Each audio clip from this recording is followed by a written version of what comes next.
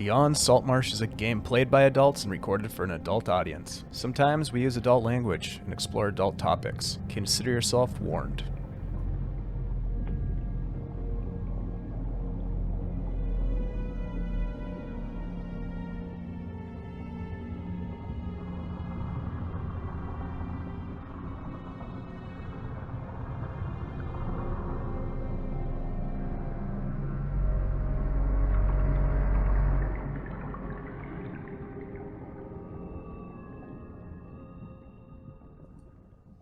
Hey, greetings from the shores of Lake Superior, and thanks for tuning in for our Dungeons & Dragons session tonight. For those of you that have been following us, thanks. We appreciate it. It's great to have you back for more shenanigans with us in this wonderful world of Greyhawk. For those of you that are new to our story, welcome to the Superior Adventurers Guild. I'm Dave, your humble Dungeon Master, and I'm excited to jump back into our game Beyond Saltmarsh. But first, let's say hello to our players tonight.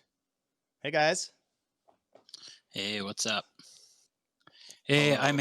I'm Andy. I'm playing Rhunar Dig, a 7th level human dual sword wielding champion fighter.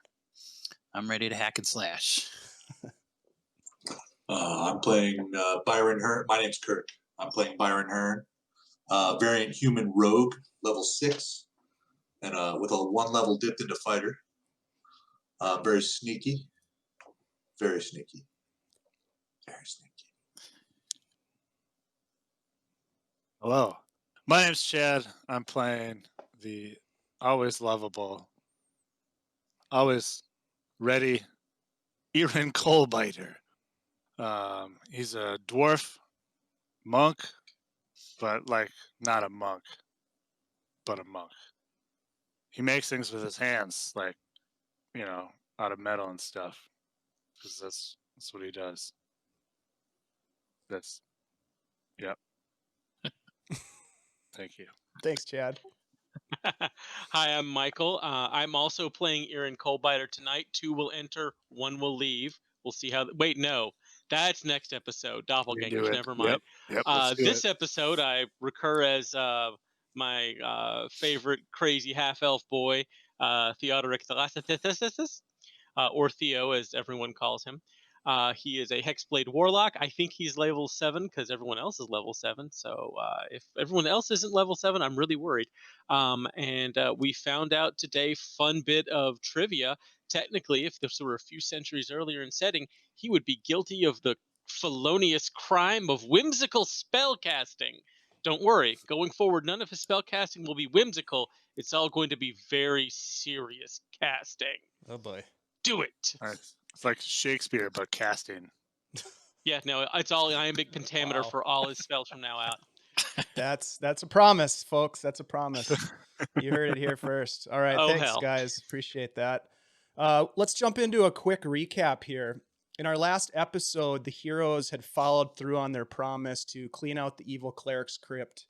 Ended up fighting off a few very capable swarms of spiders that were accompanied by a phase spider, which turns out posed a significant challenge to the party's survival, not the least of which was a critical hit that fell on Byron, who then followed that up by failing his constitution save, taking massive amounts of piercing damage and poison damage that dropped him to the ground, paralyzed, poisoned, but stable, as it were, with phase spiders. Nevertheless, the adventurers were victorious against their arachnid assailants and returned to the dark antechamber, the welcome chamber, if you will, of this evil crypt, to find their companion cleric Whimsy and her friend Silent Wolf had left.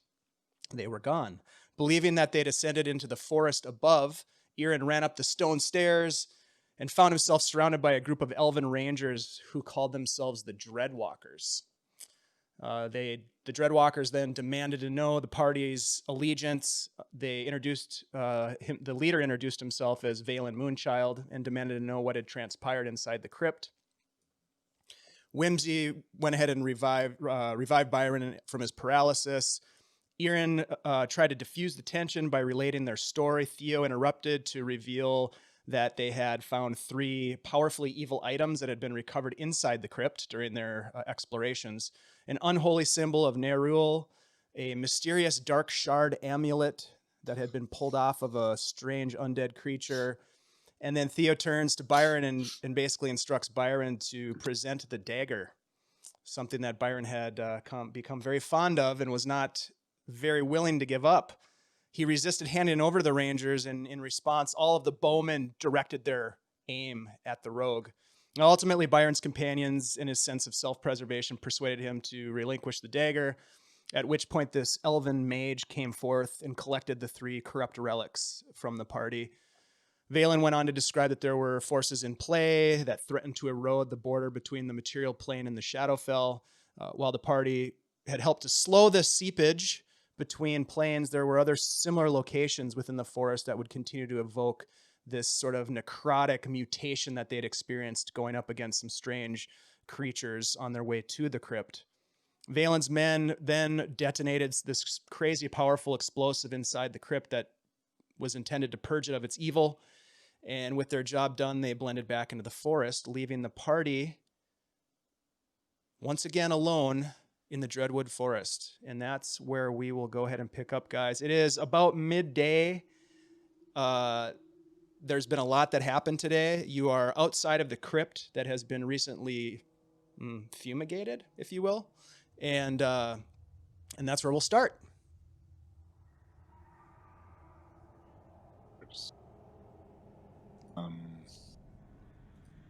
Yeah.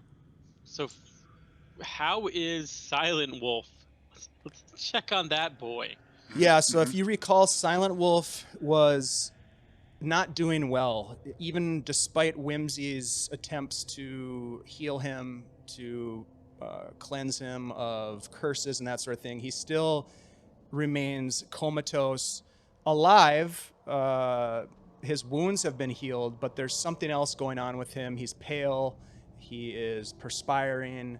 He looks very ill, to say the least. I mean, I think it would behoove us to get him out of here. Behoove him, at least. Guys, I'm going to be honest. I don't want to travel a long distance right now. I'd be down to take a rest here. I feel really shitty. I can still feel the poison in my veins. You look like hell. Yeah, he always looks like that. It's just my face. Out of character, how long did it take us to get here? It wasn't like a full day to get here from the edge of the forest. It approximately a full day to get from the farmstead to this location. So that brings up an interesting concern. It's a day's march to get back out of the forest, and it is now only half a day left. Which means I don't think we want to move in this forest at night. So perhaps we hunker down until tomorrow? Yeah, I mean, we saw those owlbear creatures. Could be more. And there might be elves too. Dangerous, dangerous elves. Which we Dave, do? Do we want to camp? Have the Dreadwalkers left? Yes, they have receded and disappeared back into the forest. Okay. Now, just to kind of remind you of what you're looking at this point, you guys are above ground in this somewhat open space where this stone monument was, but all around you are dead standing trees, fallen trees. The ground itself is like kind of this dark brownish, almost desiccated ground cover. It's sort of there's not a whole lot in terms of like foliage that's living and green and healthy looking. It looks dreary and dead. These trees around you. Guys, let's march anyways. Let's get as far as we can. We can move a little bit at night, but we got to get out of here. Okay. Well, if you're okay with that, okay. I am okay with that. I'm not Yeah, okay it's with either it, that or- but we don't have an option. Well, it's either that or spend another night in the crypt. And What I guess that crypt? might be kind of fumigation crypt. Yeah. that Let's not. was let's the not go back entrance there. destroyed, Dave. You walk over to take a look at the entrance, and you do see that it has been caved in by the explosion. Okay. Yeah, we have no choice then. Yeah, I think we should. I say I think we should move. Yeah, at least to the point where this like blackened soot isn't all over everything. Now 'Cause we isn't came in. that's- What with you? I was just gonna say that started at a certain point, like once we started following that trail off of the zombie trail. Yes. So, maybe if we get to a point where this black Or back in soot the isn't covering everything, yeah. regular forest. The regular Dreadwood forest, not the super that's dangerous, dreary Dreadwood. hence the quotation marks. Yeah. The The zombie double highway. the double Dreadwood. yeah, That yeah. brings up another important question. We came on this side trail, but there's also this major trail that we didn't come on. We want to go out the way we came, right? Yeah, there Yeah. was this path leading up to it that we didn't take here. Do we want to try exploring that at this point? No. Yeah, we need to I get mean- this kid out of here. With Byron in his state, I don't think we can. Also, we're going adventure to be too carrying much. Silent Wolf as well, so Yeah, you'll probably right. be carrying me in a couple hours. It's okay. Does I'm a anybody- stub toe from falling over. Does anybody have any potions or anything? Probably not. I think I've used all mine. Yeah, I think so. Let me look. Yeah, I don't have any. I And I don't, don't have- any. I can heal myself in a pinch, but I can't give that to anybody. yes, my last one went into picking up the good Byron. Yeah, tapped we out. should. I think we should Okay. try to get out of here Let's, as soon All right. as possible. We have the two options. We can take our trail back. I also want to point out we could just do a straight shot directly back to where we entered the forest in the first place. If you guys are willing to cut down whatever we're walking through. Well, that would be. I'm not a woodsman, but that sounds like a slow, that bad does not idea. work the way you think it works. Oh. Yeah. All right. Yeah, let's take the trail that we took then. I marked That's- trees on the yeah. way. Yes, and let's That go that way. train. Come on, let's go. And Theo's gonna go kind of help pick up Silent Wolf. Byron, We you should would move quickly. Byron, you would also recall, I don't know if Kirk remembers, but Byron would recall that he collected some soil from the edge of the forest and put it in that compass. So you do have that Yeah, as I was- well. I was going to use that. That's what I was saying. We Okay. can do a straight shot. Yeah. Yeah. But then But we I think the not terrain. necessarily be yeah. following the train Correct. or trails. It's very thick. The undergrowth is thick. It's thorny. Like, we're talking like dagger-sized thorns, hooked, things that will tear at your skin. Daggers, Stickers you say. Stickers the size of basketballs. Yes. I hate those things. Ah, they're the worst. What do you call them in the South, Michael? Do you call them stickers? Well, we're talking about briars or like the little balls. The little Yeah, balls little with the little balls. spikes on them. Oh, Burls, aren't Lord. they? Burrs. I always call them stickers. Okay. I've heard burls. I'm pretty sure like when you get the big growths on the side of a tree. Yeah, and Yeah, that's a plant different stems thing, and yeah. stuff. Yeah. Yeah. Yeah. Anyhow, all right. So you guys are gonna try to essentially backtrack on the smaller game trail, if you will, back We're gonna to try the and go main- the way we came. Got it. Okay. Yes, sir. Okay. So the five of you and Silent Wolf, who's being helped along. Oh, did we lose Theo? Oh no, We lost Ooh, Theo. we might have. that's not good. Mm-mm. Let's give him a minute to see Yeah. if he pops back in. Sorry, everyone. Technical difficulties. It happens. Don't Yeah, I mind guess us. it's bound to happen eventually.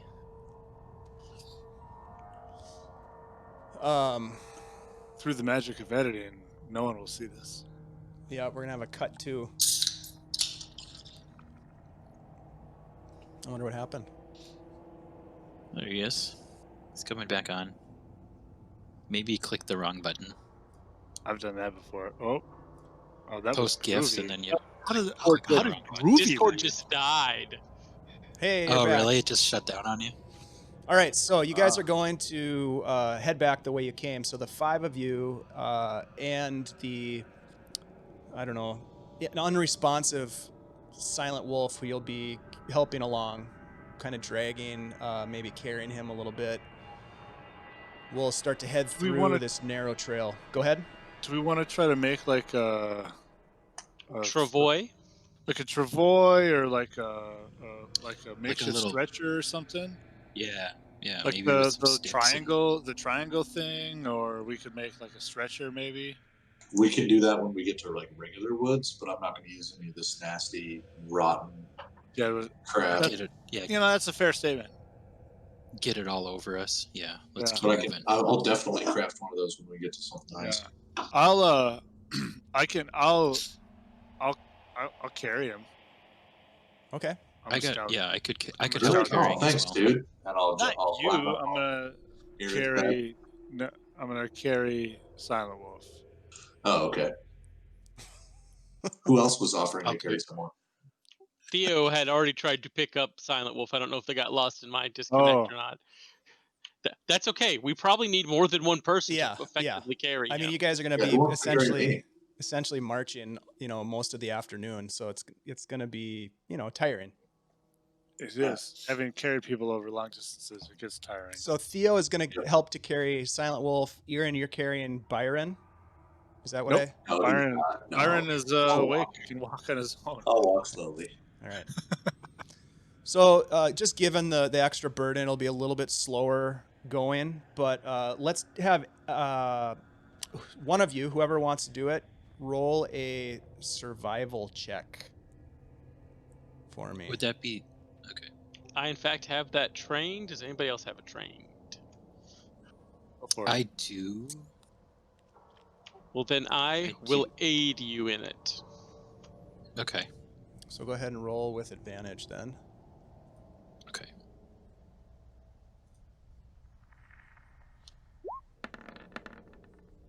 Oh, Yes. natural 20. That's a Heyo. great way to start it out. So Rhunar takes the lead, takes point down this trail, and you're able to not only easily follow this game trail, the trail itself, you're able to see it, you're able to follow it, the trail. You're able to also see some of the markings that Byron had made on the way in to help with that backtracking. You also make up a little bit of time because you're able to guide the party a little bit more effectively around some of the thicker brush areas. I mean, it's not like a thoroughfare. This is a small, narrow passageway. But you're able to take the helm in terms of getting the group through this dark forest area. And after about 2.5 hours, you emerge out of this like deadish, sort of corrupted, diseased-looking section of forest, and now you're entering into a little bit more lush, vibrant forest type.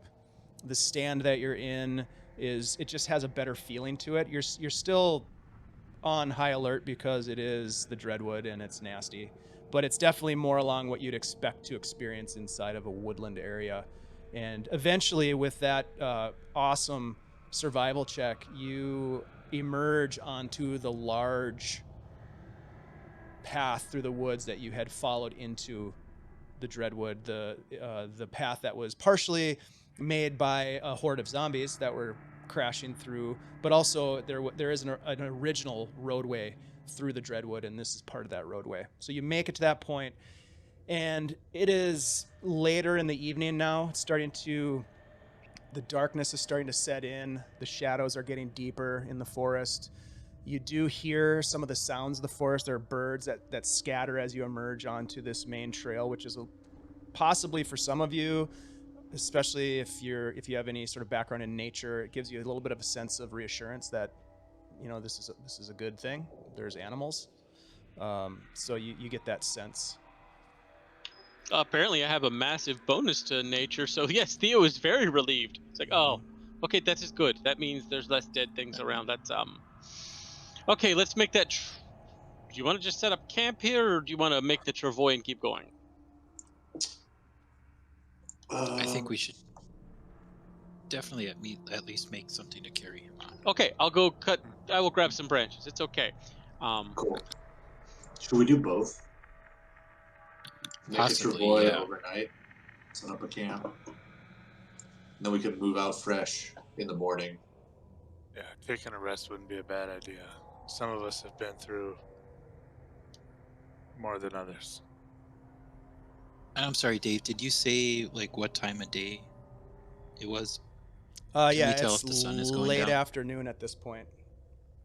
Okay. Getting into evening. As I mentioned, the shadows are growing long and dark, and you definitely, even though you can't see through the canopy above you, the trees form a very dense canopy, but you do get the sense that night is falling.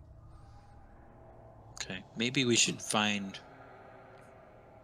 some, big tree to keep our backs up against and, set up a Bad camp. idea. I concur. Like just to the side of the trail, not too far in. Okay. Go ahead I say we and should stay on the trail. roll a perception check for Or me, just- Rhunar. Okay.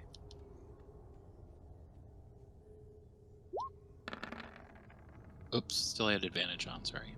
All right, so a 7. Yeah.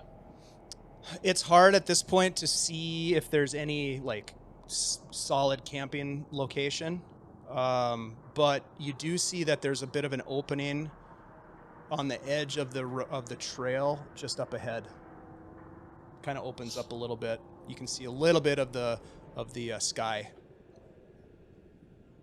Should we go up there? Yes. Let's check All that right, out. let's do it. So as you approach, you see that as the trail continues on, there's this little clearing off to the side, and around this clearing in the center of this clearing there is a dead tree that looks old, broken. It doesn't look as creepy as the trees near that stone monument, so it doesn't have that sort of vibe to it, but it is a standing dead tree. There are branches that have fallen down on the ground. You get the sense also that there has been some wood cut in from this tree. Some of the branches have been sawed or axed down, and there just so happens to be a little circle of rocks that would lead you to believe it was a little campsite. Perfect. Should we just use this? What do you guys think? Yeah. Yes, we should. This is my skeptical face. No. we're going to set it up, but Theo just kind of set Silent Wolf down by the tree. But first, we're going to go search all of it. Come on, Irin. We're going to do. We're going to inspect things. All right. Let's take a look around. Theo will turn on the magic eyes and just investigate the hell out of this clearing to be sure it's safe. Okay. Yeah, Yes, absolutely. I'll help him with that. What do my dwarf eyes see? Roll a perception check, both of you.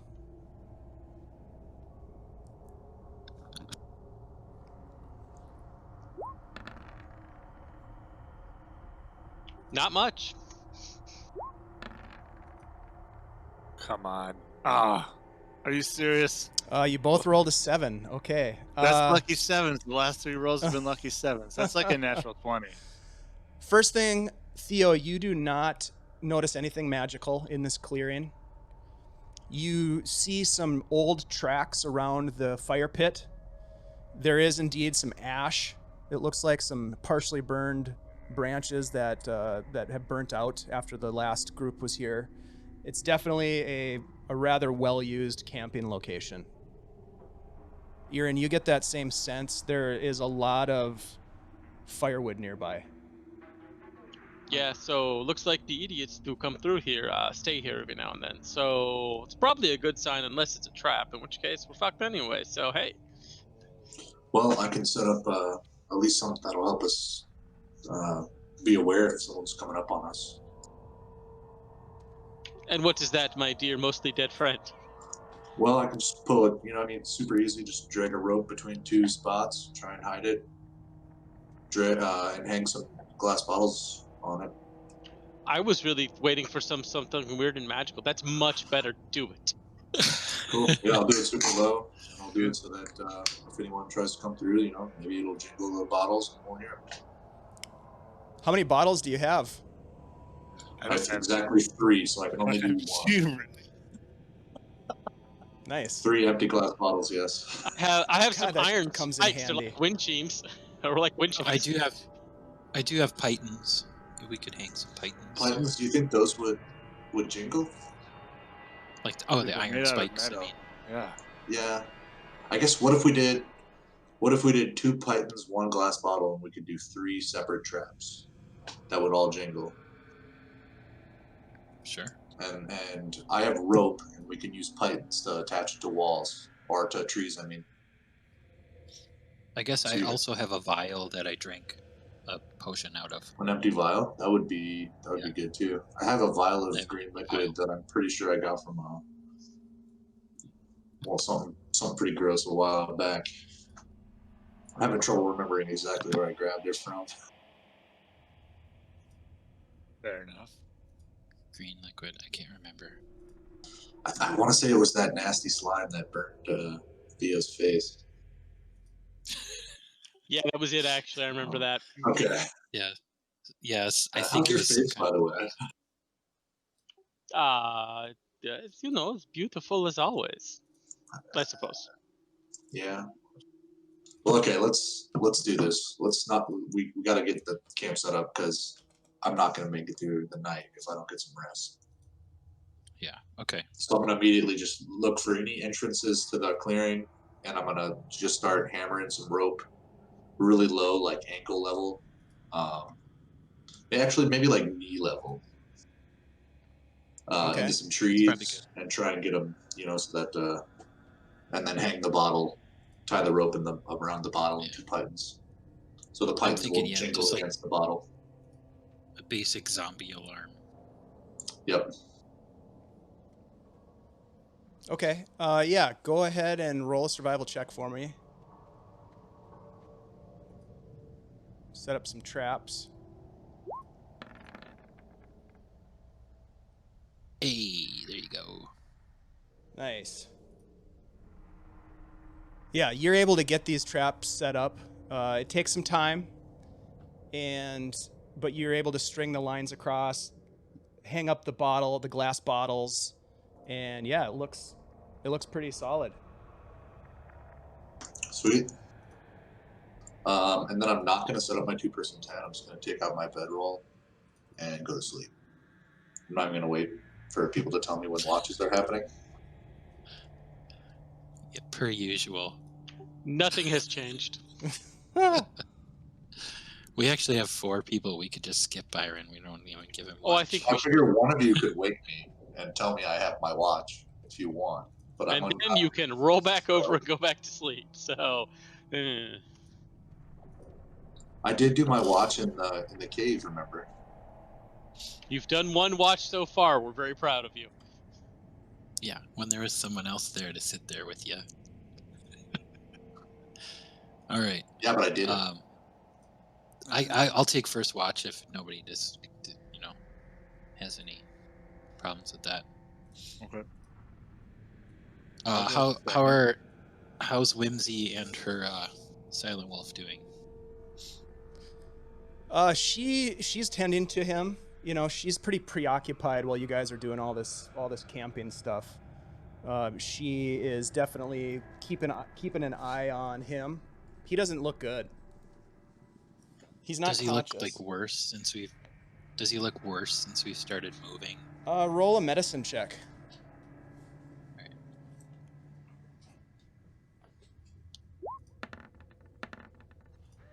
It's really hard for you to tell with a Looks 5. great to me. Yeah. Oh man. He doesn't so look good. he doesn't look great, but It doesn't look any different than the regular horrible. yeah, right. Okay. All right. I'll just let them know to take a rest, and I'll take the first watch. Okay. And I don't know who goes after me. So we I'll go got second. Rhunar, All right. Irin. Yeah. Theo, you're gonna go third, Indeedly doodly. and I guess Whimsy will go fourth. Byron is 5th.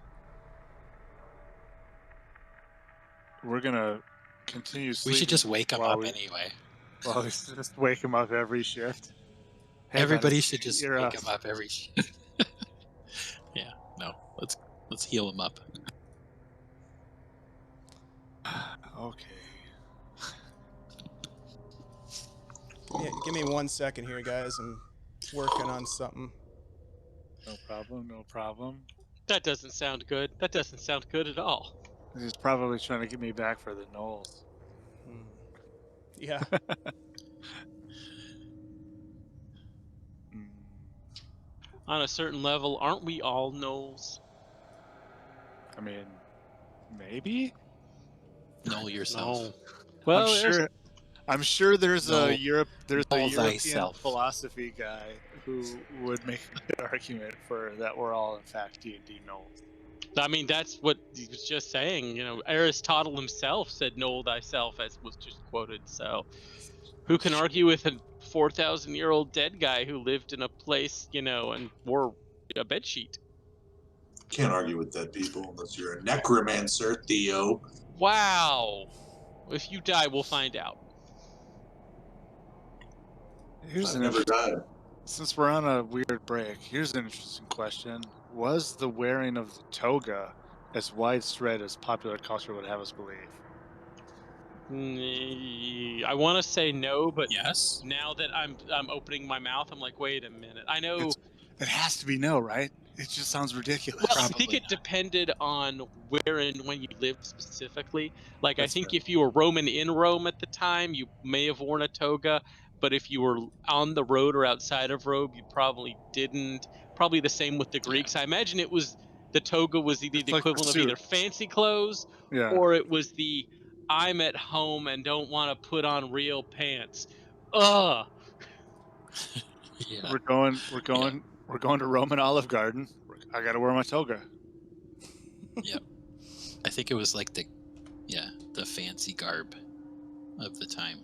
There were definitely I really fancy don't know. I'm togas not sure. for social appearances, Mhm. but we know they also wore tunics and breeches depending on where they were and what they were doing. So we know they didn't always wear togas, but they definitely wore togas at certain points. Right. Did you know there's different types of togas and that your toga ranked you in the civil hierarchy? I knew Oh, there yeah. were different types. I didn't know as much about the details, though. I'm on their wiki page right now. Did you guys watch that HBO Barbarians? series Rome? Rome Rome. was Oh, yeah. amazing. Yeah. Oh, man. That You was mean really good. the Titus Pulo show? Because that's what it really should have Yeah. Starring Marcus Yeah. Marcus Varenus. been. I love that show. I wish it had not Yeah, that was gotten good. canceled. I know, right? We got 2 Both- seasons It out of it, ended which too for soon. HBO Kevin- at that point was great. Kevin McKidd was fantastic in that show. I mean, it did better than Carnival did. I'm having Yeah. a hell of a time with this campsite map that I created for you guys. Oops, no combat. It's fine. Well, it wasn't really a combat map as much as it was for social stuff, but yeah, half of it's just What's going black. on? Roll20 stuff? Yeah, half of it's just black. Try zooming out on it. Yeah, I did try that. Or zooming in, I mean. Yeah, neither of those options worked, unfortunately. Okay. That was an issue Did I you had try- when I first tried Roll20. Yeah, I'm gonna try to exit from that. That was a good show. I should watch that again.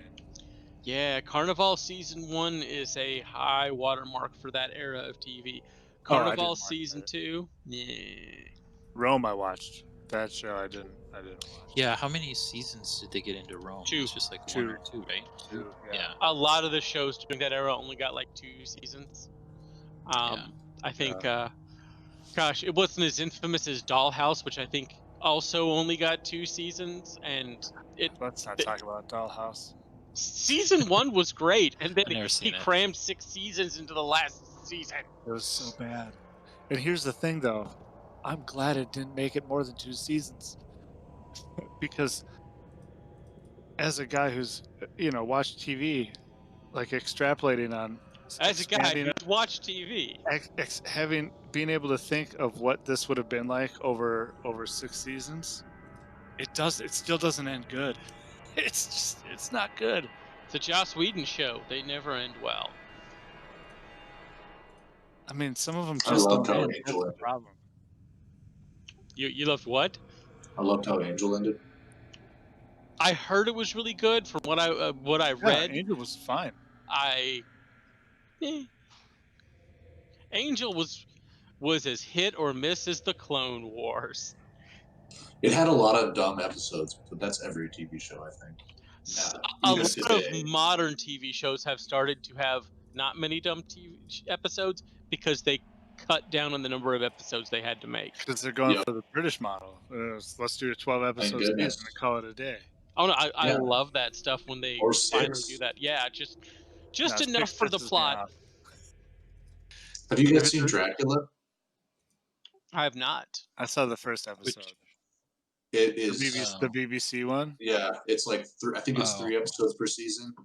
Oh no, I have seen some of that. I didn't. Oh my god, it's so good. I don't think I If you wanna be- finished the first season, but If you want to be Yeah, I've scared of seen some of it. vampires again, watch that shit.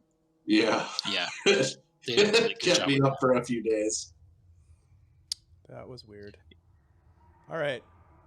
that. Is it working? Are we back? I think so. There's a dark screen. All right. Yeah, I have a black screen. Gang's back. I really hope we get Carnival Row season 2 with Orlando Bloom because that show is awesome. I need to watch it. It's That's an really- endorsement. I'll take it. It's good. Okay. Almost there. I mean, it is nighttime. You guys could wake me up for a watch. Yeah, if but you I've got want. dark vision. Oh, This I is what still felt this is fine. what Byron sees. Yeah, I've been saying Welcome this to for a while. I Byron set Vision. up some traps for you guys when I went to bed. Yeah. My watch is 5 HP and 3 strings. Okay.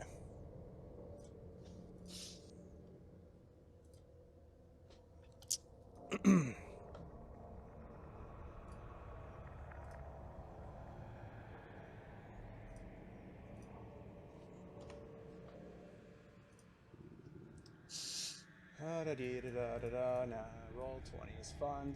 Yay, roll 20. Hooray, roll 20. Allow me to compose a haiku to roll 20. All right. Shit. So, let's get you guys on this map here. Hopefully, Hey, there we All go. see right. that. All right. Ah, it's I so can see. green. Okay, so using your imagination, it is very dark outside the sphere of this fire that you have going now, and it's not. I know you guys have the watches ready to go and everything, but it's not quite. It's still, you're just getting camp sort of set up, and you're sitting Yeah, we around have the the plan. fire. Exactly. So you guys can go ahead and set yourselves wherever you want to be located.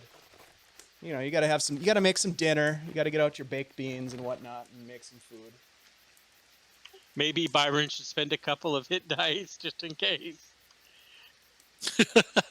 You know, I'm gonna be honest. Take a short rest while we're getting set up. That's not a bad idea. Yeah, absolutely. Dave, a question of logistics. Are these tokens representative of where we were at the end of last session? I copied and pasted them from the last map that you guys were on, so they should be. Fantastic.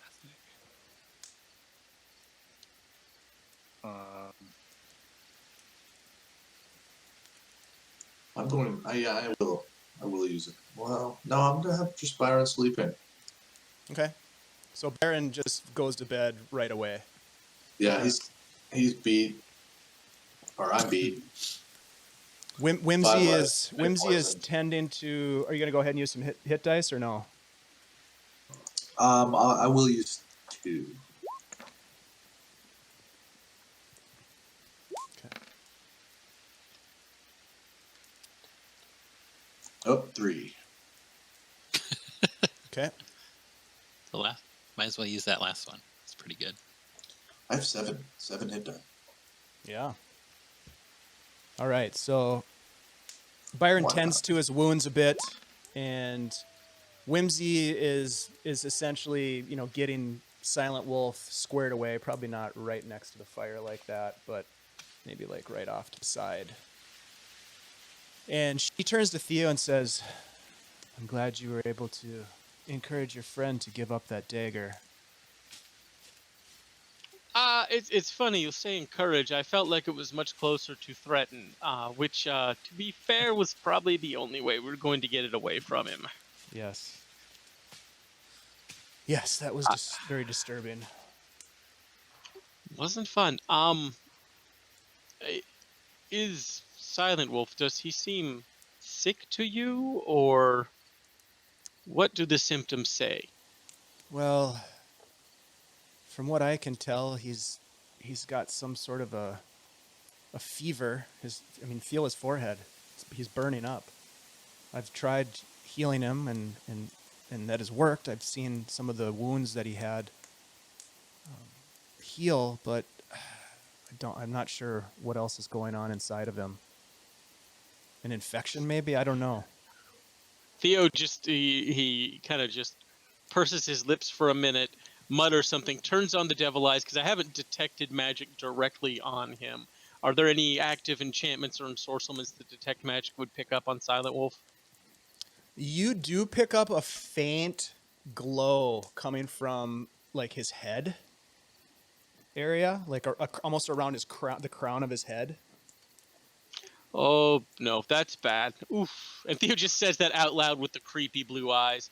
What is it? What is it? So there's some sort of enchantment or sorcery here around his head. Let me see if I can try and get rid of that.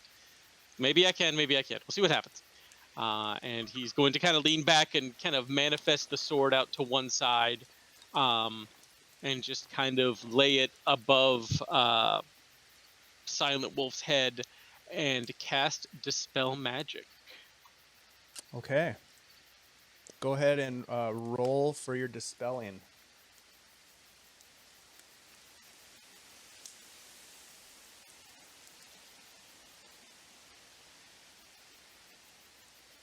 Dispel that shit.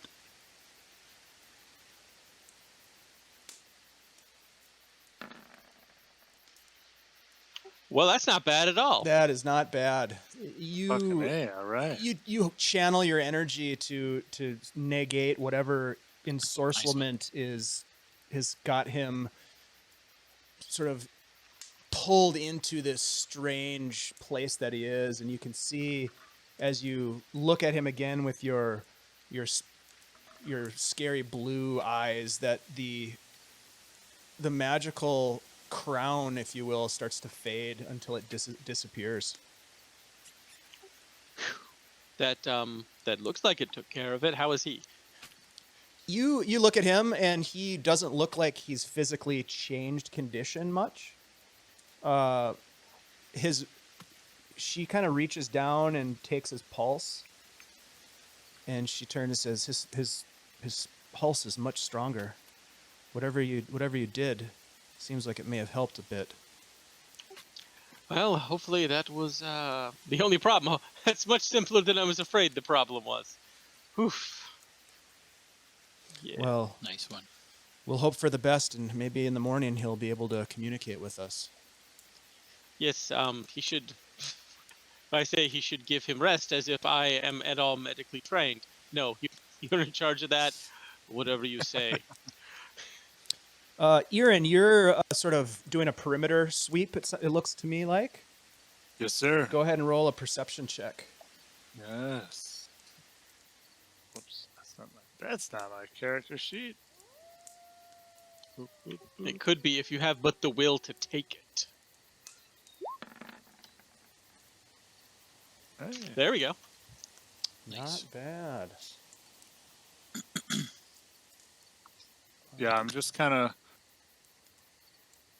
I don't know, looking for things out of the ordinary, or things that, might be ultimately ordinary, but might be that we might not want to be around. Okay, as you are sort of walking near the path, the main thoroughfare path, you hear voices Oh. coming in the direction that you guys were headed. South on the map. They would have been. You guys are heading south. So yeah, the voices are coming from the south. Okay. Yeah, I'll move off to the side a little bit. Do they sound like, how close do they sound? Like, obviously I can't see anybody. You can't see anybody yet. You picked up the voices with a good ear, so it sounds like they're still a ways off. But as you stop and sort of focus on the voices to try to, at first you're like, did I actually hear voices? And then you're like, okay, there's somebody down there. You're listening. The voices are getting louder as you wait and listen longer. Okay. So you get the sense they're coming in your direction. I want to grab like a little rock or something off of the ground and kind of toss it over, kind of quietly toss it over at maybe at Rhunar, since he's kind of right closest to me. Try to get his attention. Yeah, Rhunar, let's see, what's your passive perception? It is 15. Yeah, I would say you're able to basically, if you wanted to, you could hit him with the pebble, to get his attention from that distance. Yeah, I'll just kind of I'll be obviously looking that direction as I throw it. So as long as he looks and ideally makes eye contact with me, I'll just kind of I suppose I should role play out the motion I make. I kind of look back, and I just kind of point to my ear and then point down the trail, and maybe wave him over, I think.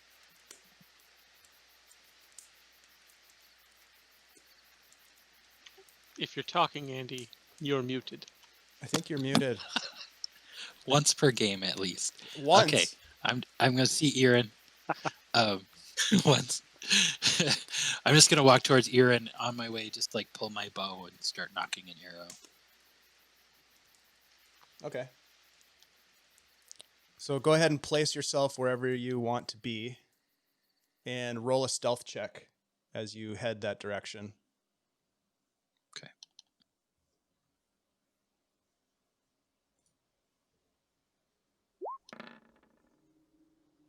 Nice. Okay, so you kind of you get over there quickly but quietly. You get up next to Irin. And I kind of motion him down. I'm kind of squatting down a bit, so I'm shorter than normal. And I just say, there's a group making its way up the trail. All right. What do I know what language they were speaking? Yes, as you continue to listen, the voice is getting closer now. You hear words that you understand in common, the common tongue. Okay. Do I get am I able to tell like a quantity of voices? Yes, you continue to wait, the voices are getting closer. You hear two people having a conversation. Okay. You hear one man laughing. So it sounds like two people. They're having a good time. And right as you say that, you hear one of them kind of almost loudly kind of shouting. And he says, "What would you know about pulling teeth? You're not a barber." And the other man starts laughing, and you can hear a couple of guys laughing as if they just heard the funniest joke they've ever heard. They don't sound too worried. It's either But good what's or in the bad, woods? but I guess we'll see. Eventually, in the Wait dim here. light, you start to see Yeah. figures to the south walking down the trail in your direction. Right. I'll kind of You're I'll moving step up. up. Yeah, I say to Rhunar, I say, wait, wait here. And then I'll kind of step into the path and and take a few steps down the trail. It kind of I don't want to like necessarily like unless they don't see me and get closer than I would like. I'm gonna try to wait until they see me, unless like. But if they get maybe about 25 yards or something, or whatever, I might Yards or feet? So feet wise, I guess if they were to say get within, if they got to about 100 feet and hadn't noticed me, I would say something. They're already within 100 feet at this point. Oh, okay. Oh, so they're pretty close. Yeah. All right. In that case, I'll say something. I'll just kind of stand up tall and maybe raise a hand and say, "Hello there." Ah, you startled us. Hail, traveler. They look around a little concerned, and you can see that one of them puts his hand down towards what you can only imagine is some sort of a weapon. Okay. How are they dressed? How They much am I able have, to... yeah, you can see them pretty well at this point. They're probably about 35, 40 feet from you. Oh, wow. And with your night vision, your dark vision, you can see that they have on, commoners' clothes, maybe work clothes of some kind. They're not dressed in a fancy manner. Very standard garb for, this part of the Keeland Empire. And not armored, They don't appear to be armored. but armed. You notice that one of them reaches down for something on his waist. Okay. None of them have drawn weapons. Okay. My apologies. You startled us, friend. Yes. It's a forest of startles. Indeed it is. It's fortuitous that we happened upon you. I see the glow of your fire now, and they keep moving forward a couple of more steps. Yes. My friends and I are making our way out. We don't travel this way very often, and Hey, as you can imagine, we are rather cautious here. yes, rightly so. This place is dark and dreary. My name is Eramon. These are my companions, Merton, Wendell, and Jacob. And you see now that there are four men. Okay. And they're all human, Yes. or humanish at least. Yep. They look to be human. They continue stepping forward cautiously. They're probably about 20 feet from you now. Wow. We are, we got a bit turned around ourselves. We were working on the outer fringes. We are woodcutters. And we decided to take an afternoon and hike in a bit to, explore, see if there was any fortune we could find. Of course, all we did was get turned around, and then now we're traveling on this road, trying to find our way back to the fringes. You might be going the wrong way. We ourselves are on our way out. Aye. Well, perhaps it is more fortuitous than I had thought originally. Perhaps we could warm ourselves by your fire and travel with you. I don't know a lot about woodcutters. Are they carrying any axes that I can see? Yeah, as they get closer to you, you can see that two of the four men have small, like, hatchet-style axes. Three of the men have scimitars. One of them actually has a lute strapped to his back. The one that introduced himself as Eramon has a musical instrument. And he also has a short sword and a short bow. I say, well, as long as you are well-meaning folk, well-meaning men, and we are honest workers in the wood. Seek the pact of the fire, then please.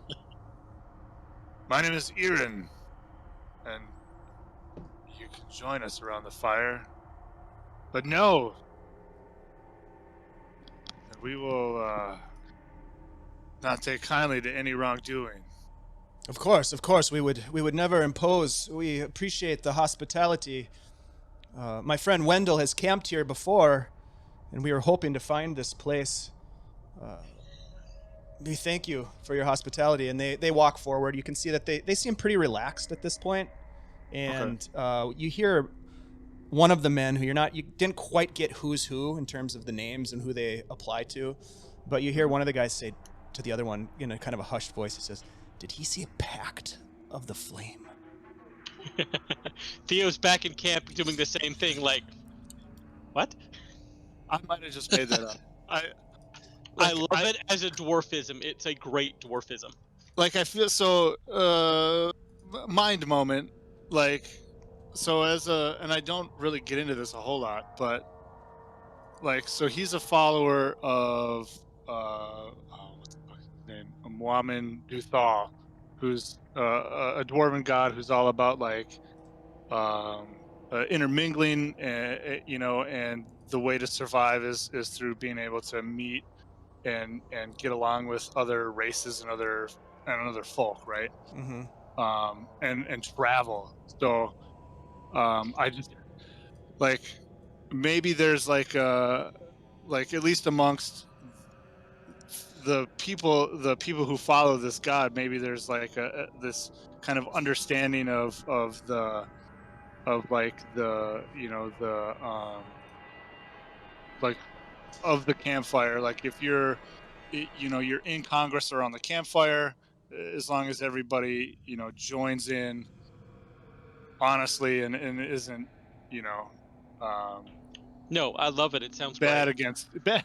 I can't think straight right now for some reason.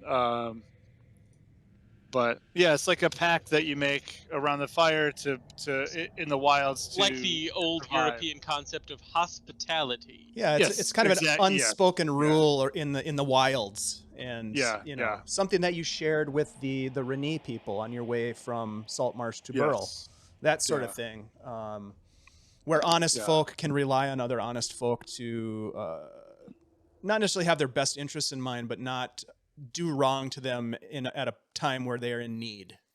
Yeah.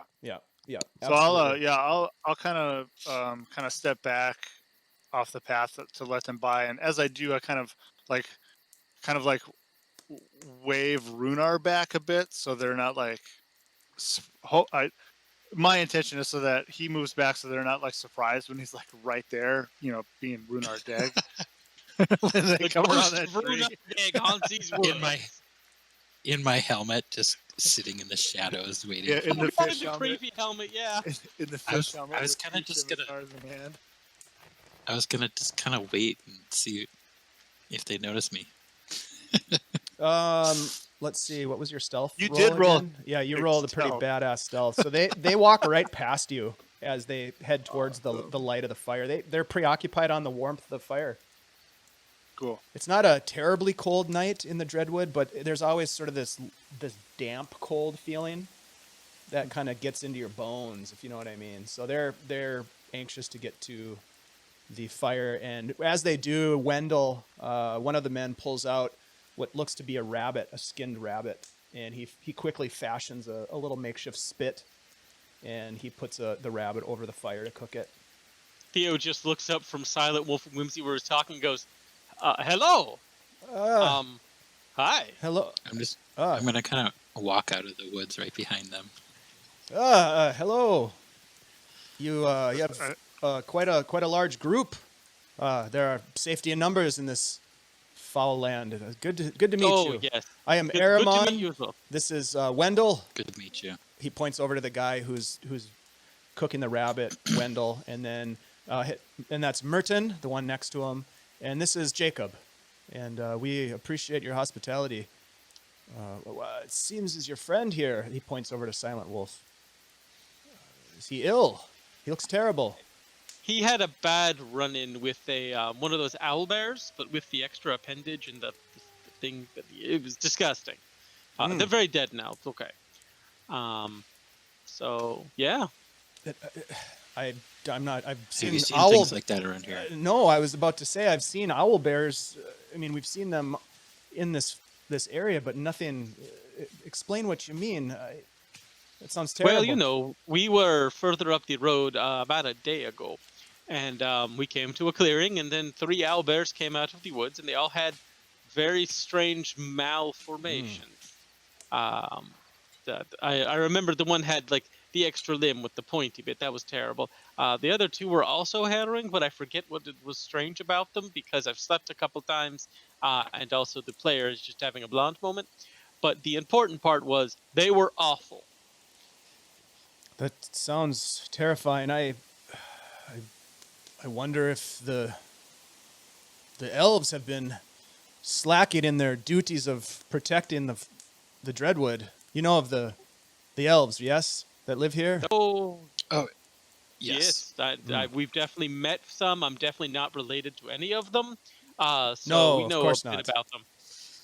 I would never make that assumption. The elves of this land are, how shall I put it gently? Jeez. Yes, they are rude and obstinate folk, but they do have an oath to cleanse and protect these lands. I have not seen them myself in some time. I wonder if they're elsewhere or have been called to other parts of the Dreadwood. Oh no, there's a few around here. We Oh? may have seen them recently. Ah, really? Where did you run into them? Oh, further up the road, deeper in the forest, in a really terrible part of it. Again, And they let you live? strange mutant owlbears. We are very fast talkers. I have heard stories of them laying waste to anyone they see in the forest that's in the wrong place at the wrong time. Your fortune is grand, it looks. We were in the wrong place at the right time. Or the right time at the wrong place? I do not know. There was a right somewhere in there, hopefully. Well, you're alive, and that's the most important thing. And we should all be thankful for that. We have our lives. Yes, especially this one. Just kind of nudge Byron, who's probably snoring. I am snoring, but I accidentally deleted my token. Oh, Whoops. he has been whisked away to another realm. It happens. Oh Yeah, man, we've now all, we're in the we've all been dreamland. there. He's now in Dragonlance. Have fun with the Kender. No. Far Cardosa? What? There you are. That's not how you say There he the is. word. Oh, thank goodness. Sorry about that. Carcosa. No problem. Yes. Tell me, these elves that you saw, did they mention what they were up to? I mean, with these owl bears that you speak of roaming the forest, I have to wonder if they're taking care of the business that they need to take care of. Did you get any idea of what they've been up to? They said something about watching for poachers. Wasn't us. We haven't killed anything in here that we ate or Seems carried out. Just the things that attacked us. seems a rather pedestrian task for such professed protectors of the wood. Huh. They may have been lying to us. I would lie to us. We don't look exactly trustworthy. So, who knows? I want to try to get a sense if either Theo is being actually cagey Theo is or clearly full of if shit. Michael has forgotten. No, Theo is clearly spinning an alternate tale. Okay. Have you because outright lied about anything though? several times. Roll a deception Most check. of it. Most of it was a lie. My interpretation as the DM was that you were straddling the line, but not necessarily lying. But Just The like withholding. poaching bit was Just definitely over the withholding. line, at least. he, poaching bit yeah, was that definitely part. allowed. You're right. That part. And he doesn't really buy that, and that's kind of the idea behind his question about that being sort of below them. So he didn't quite buy that last piece. But he's not, I mean, whatever, people tell stories. He says, well, perhaps we should maintain a strong watch tonight to ensure that we are not attacked by anything that these Dreadwalkers have left behind for us to deal with. That was our every intent, and we would be very happy for you to join us on He that. just kind of Not a shakes bad his idea. head, and he says, I get the sense that these rangers care more about themselves and their hold of power over this area of the Dreadwood rather than the people that they are tasked with protecting. Atrocities going on all around. Seems as though they're asleep at the wheel, if you will. In my experience, elves have a hard time caring about anything but themselves. Ah, indeed. Did they tell you where they were headed? No, they just kind of left. There are parts of this forest that are dark and dangerous, more dark and dangerous than others, and I wonder if they're doing anything about it. You've heard of... Sure, they're doing something.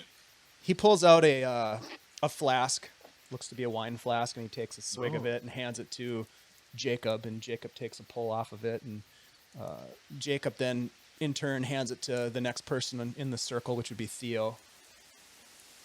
I'm going to sit up and intercept it. Oh, all right, yeah, you can do that, for sure. Ah, Grab it, take a little drink. sip of I'm it, gonna wake up. and then I'll pass it to Theo.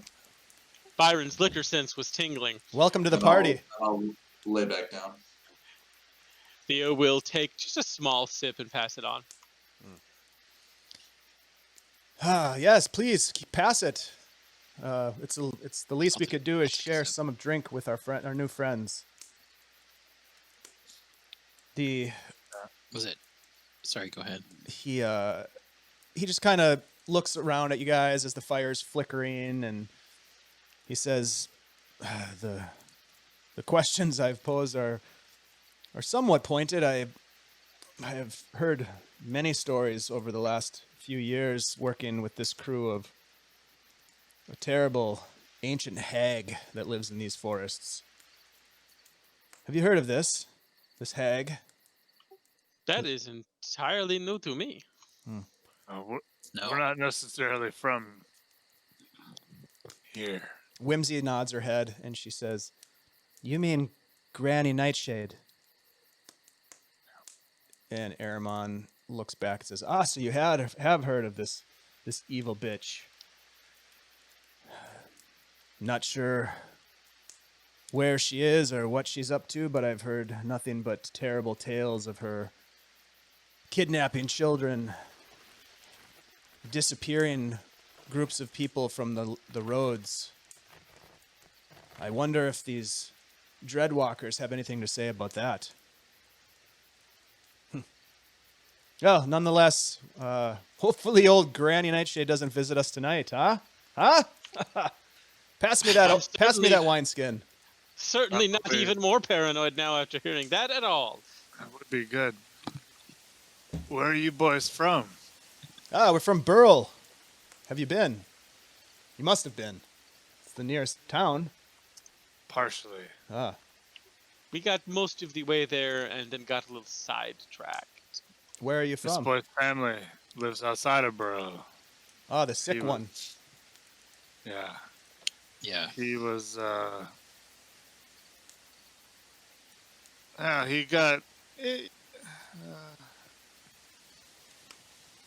he got in with some wandering sorts. We had to come rescue him. Things didn't go great. We're from all points, not here. I Damn. myself am from Iron Gate. Ah, that's a long ways away. Aye, it is. Well, you said something interesting. The boy and his adventuring group. What of them then?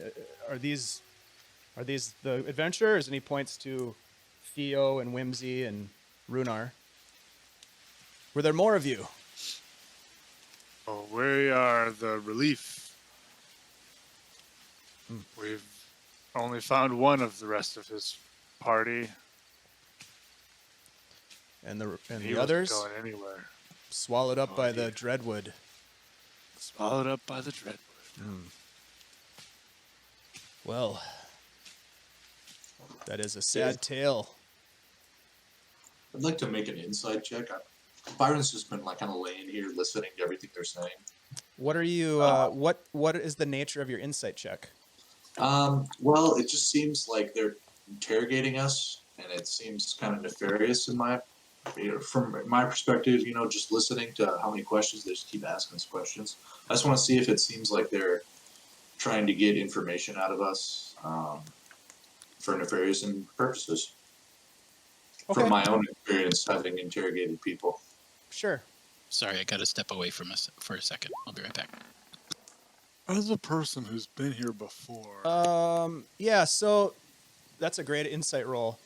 You get the sense that they are definitely trying to get information from you. Aramon is doing all of the talking. He is very interested in the story of where you guys have been and what you've been doing. And he's not interrogating necessarily, but he's definitely making, he's very gregarious. He's making conversation. It doesn't seem forced. You get the sense that he's a charismatic individual, and he's definitely thirsty for knowledge and information. See the one with the loot? Who's carrying the loot? Aramon is the one with the loot. I fucking knew. And that's this guy right here. Goddamn pockets. With that feeling, and not feeling like necessarily interrogated, but I can tell this guy's probably traveled a fair amount. So I'm gonna sit up and I'm just gonna kind of interrupt him and I'm gonna be like,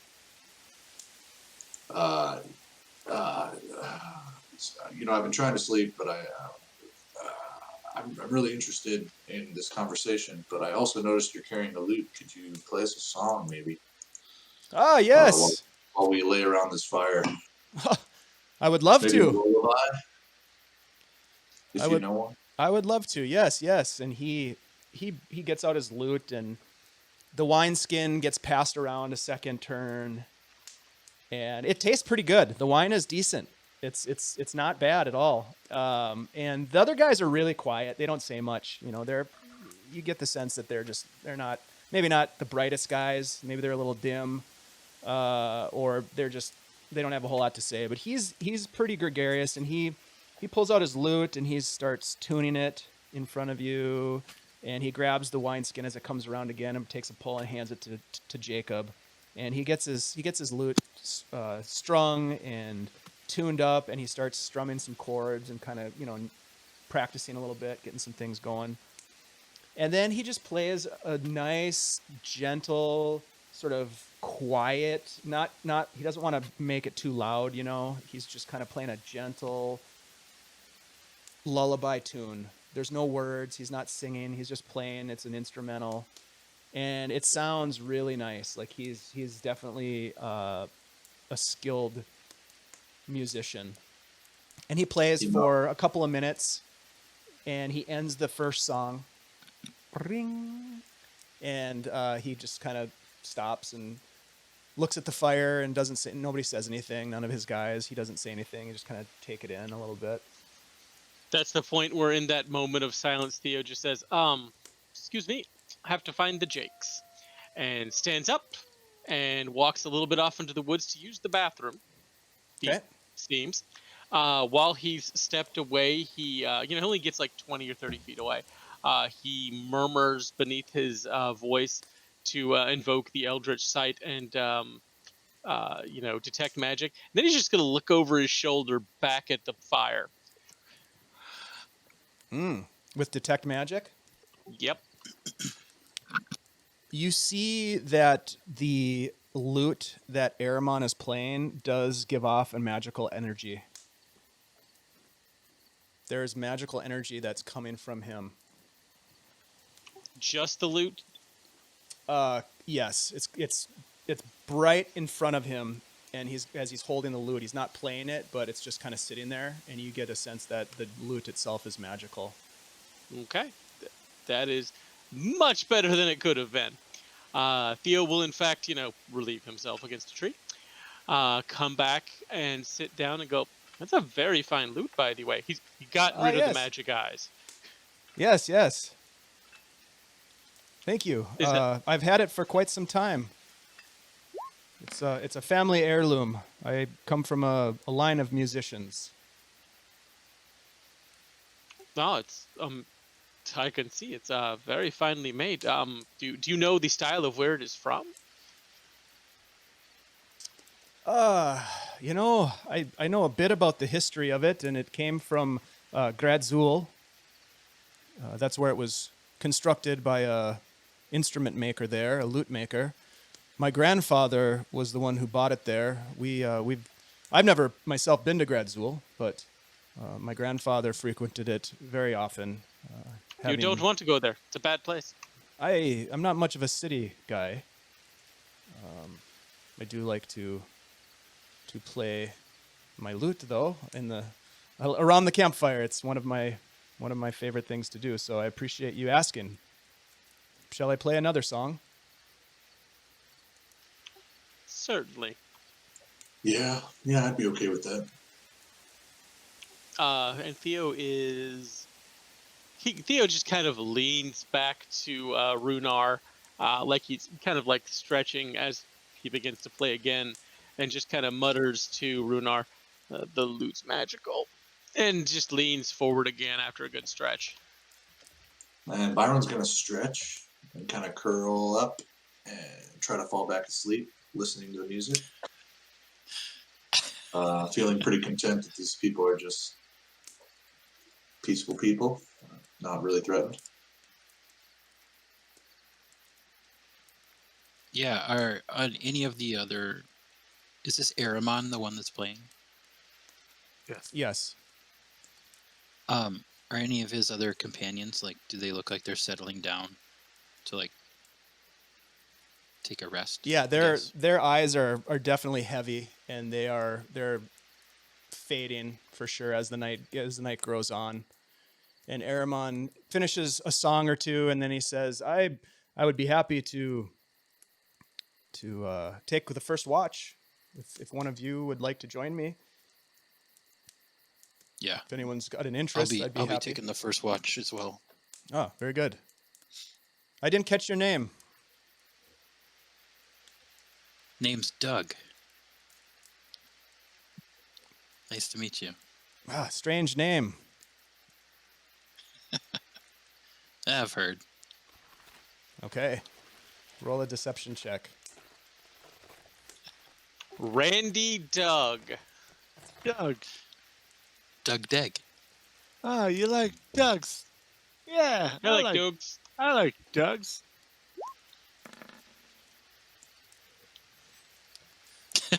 We are so okay. shitty. Yeah, he's like,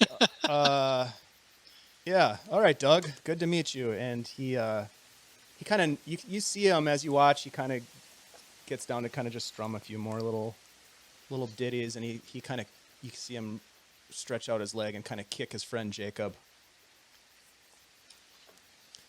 And then he gets up and he kind of stretches and he says, "Well, Doug, tell me, where are you from then? Your dwarf friend is from distant lands yourself." I'm from Saltmarsh. I didn't grow up there, but that's where I've been for a while. Interesting. And he makes Where are small you talk from? with you for a while, and you guys are Gradzul. sitting around the fire. Actually, he said Burl. But you guys are sitting around the fire Burl. making small talk. Everybody else is sleeping. Go ahead and roll a perception check, and I will roll one for Aramon. All right.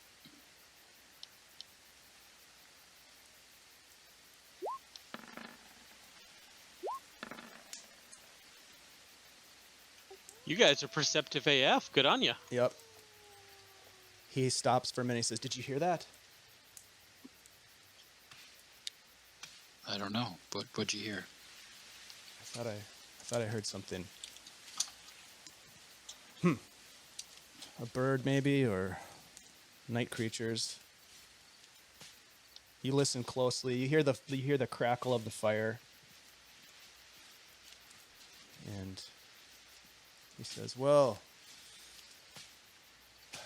I noticed that your friends are from all over. It seems like a strange group of companions. How did you all come to know each other?"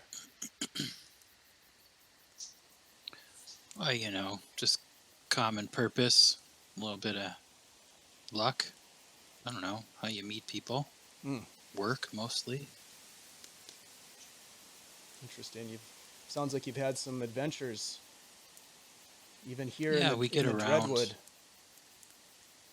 Well, we came up to help recover our friend here who is ailing. Yes, friendship. Well, how about you? I never heard what brought you to the Dreadwood this night. We're woodcutters.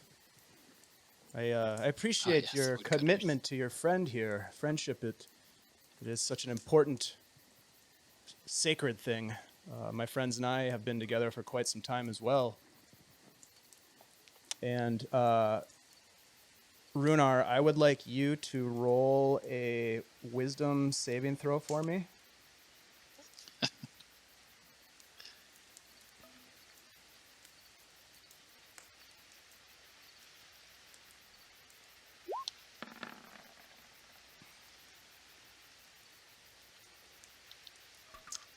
Rhunar, this is not the time to be rolling a 13.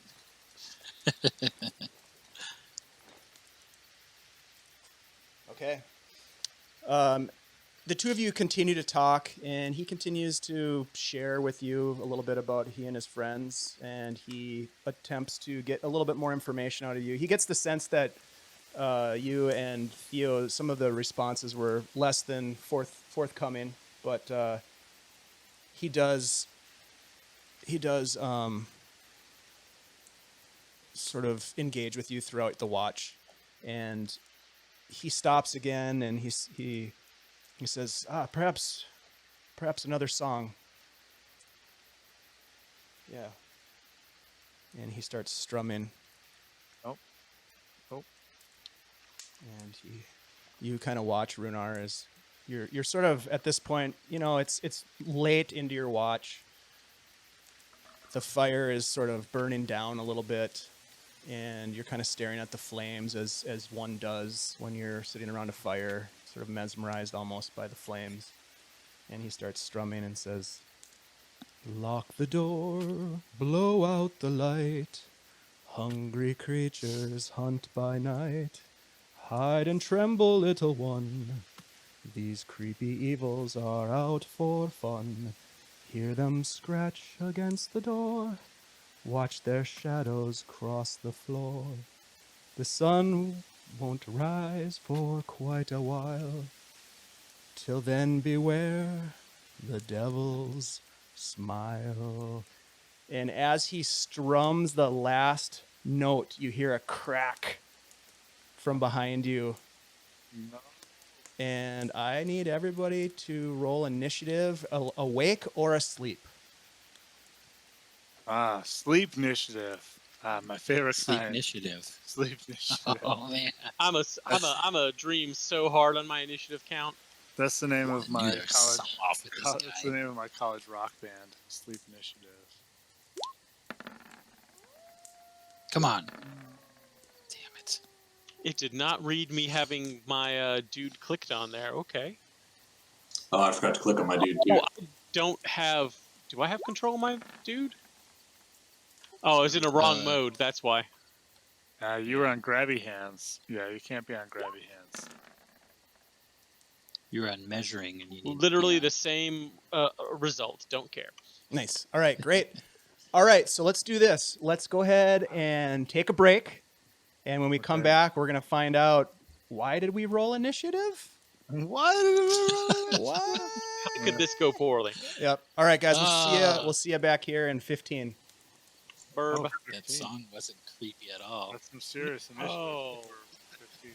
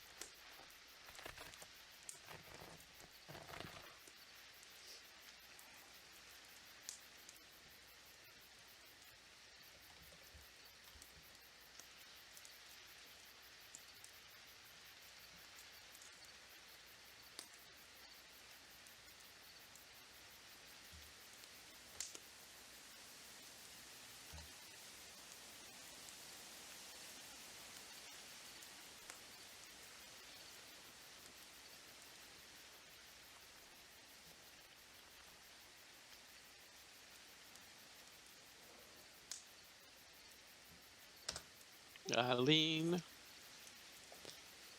Okay, so Seeing these. Blah. let's jump back into this now. Okay, Blah, so blah. here's the deal. You, Rhunar, are the only one of your party awake right now.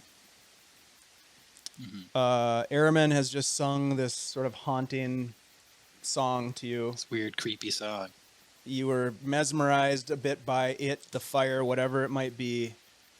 And from behind you, you hear the snap of a twig. Now, Byron, you are in the top of the initiative, but you are sleeping. So we're going to move past you. Whimsy is sleeping.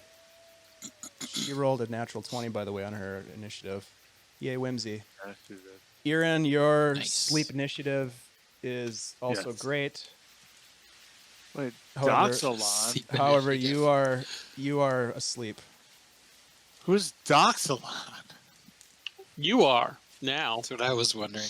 I think we're about to meet Doxalon. Yep. So at this point, Rhunar, you kind of look over your shoulder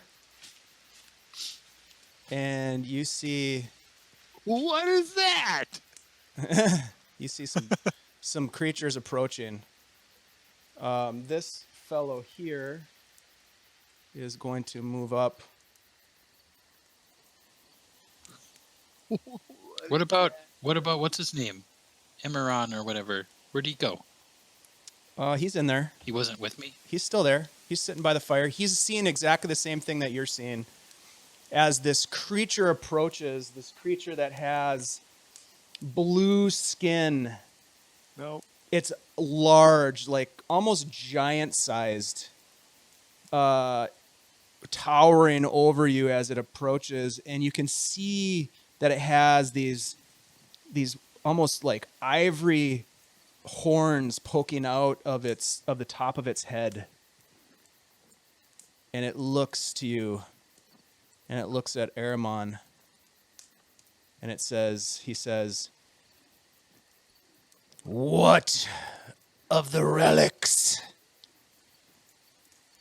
Do they have them?" And Aramon looks up, and Rhunar, you can tell that Aramon is a little nervous. He says, "I don't know. They were shifty. They didn't divulge any information." And he looks over at you, Rhunar, and he says, "The relics, do you have them?"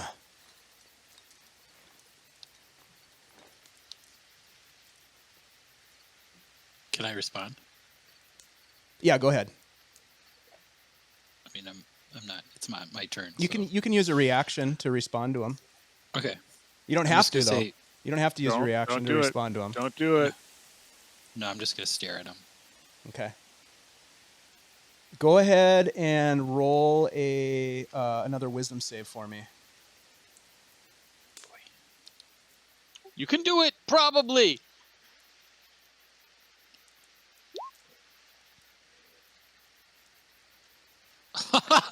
That is not what I meant. Oof. Rhunar You Dig.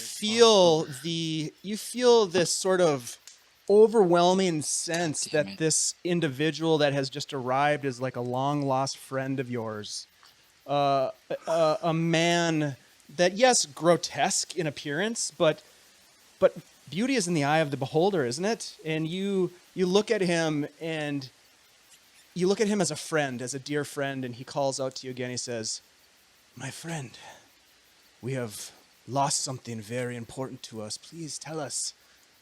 The elves, do they have the relics?" And you are encouraged to respond to him truthfully, as you are now charmed, looking upon him as a friend, a long lost friend. Glad Byron is asleep. Relics?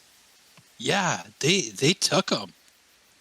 We gave them at least one relic. I think. What's a relic? Damn it. What relics? You mean like I don't know, we gave them a couple of things. And where did they go? I'm not a very holy guy, so I don't know what a relic is. I don't know, they disappeared. It was like they were here 1 minute and then they just kind of left. They went into the woods and we didn't see them again. Troubling news. He snaps his fingers, and that's the end of his turn. You hear again the sound behind you as these two creatures, these tall humanoid creatures, lanky and thin and thin but muscular, not thin as like an emaciated. They're just all tendon and muscle, and they're snarling at you, and they walk up to you, and they look at you, and they are sort of licking their lips. They're like canid creatures, and one of them comes forward towards you, Rhunar, and he is going to attack you. Now, the moment he attacks you, this charm spell that has been laid on you evaporates into thin air, but he's going to try to bite you. All right. Well, we all try and bite Rhunar Dig. Fire is delicious. 14 to hit. I think that misses. Misses. His friend moves forward. You can use your reaction if We're you being want. attacked. Okay, so I'm you gonna yell out at the top sound the of my alarm. lungs. A second one of these creatures comes forward and it tries to bite you as well. And because they have pack tactics, he is going to get advantage. Because his ally is within 5 feet of you. 23 to hit. Luckily, it's only Yeah, that 3 is. piercing damage as he bites into your arm as you reach up to sort of like block him. He comes down and bites your forearm. 3, you said? Yep, 3 piercing. Okay. And then from behind this large creature, this Doxalon. Oh no, they're moving together. Yeah.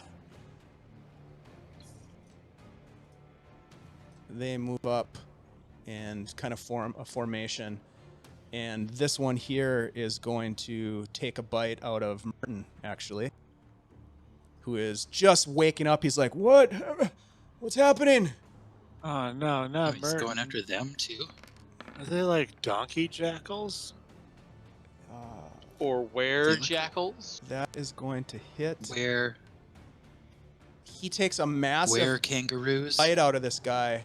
They're out of character. They are jackal wares. He takes a huge I was bite out of right. this guy's neck, and blood just starts spurting onto Silent Wolf and all over the ground around him. And He was my favorite dude. Yep, Merton. And that's their turn. It brings us to Theo. Ooh, Merton was squishy. Theo is just gonna kind Right. of snap awake and almost unresponsive at hearing something out of an attack. Sword appears, and even on the ground, he immediately intones the armor of Agathis, and just is immediately covered in ice armor. As he then, after all of that, hops to his feet as a movement and finally looks around and goes, "What? What? Oh God! What is this? What is this?" Yelling very loudly to try and make sure everyone wakes up. And well, that's everything. So that's the end of my turn. Okay, brings us to Wendell. Wendell gets up, and he's going to try to run.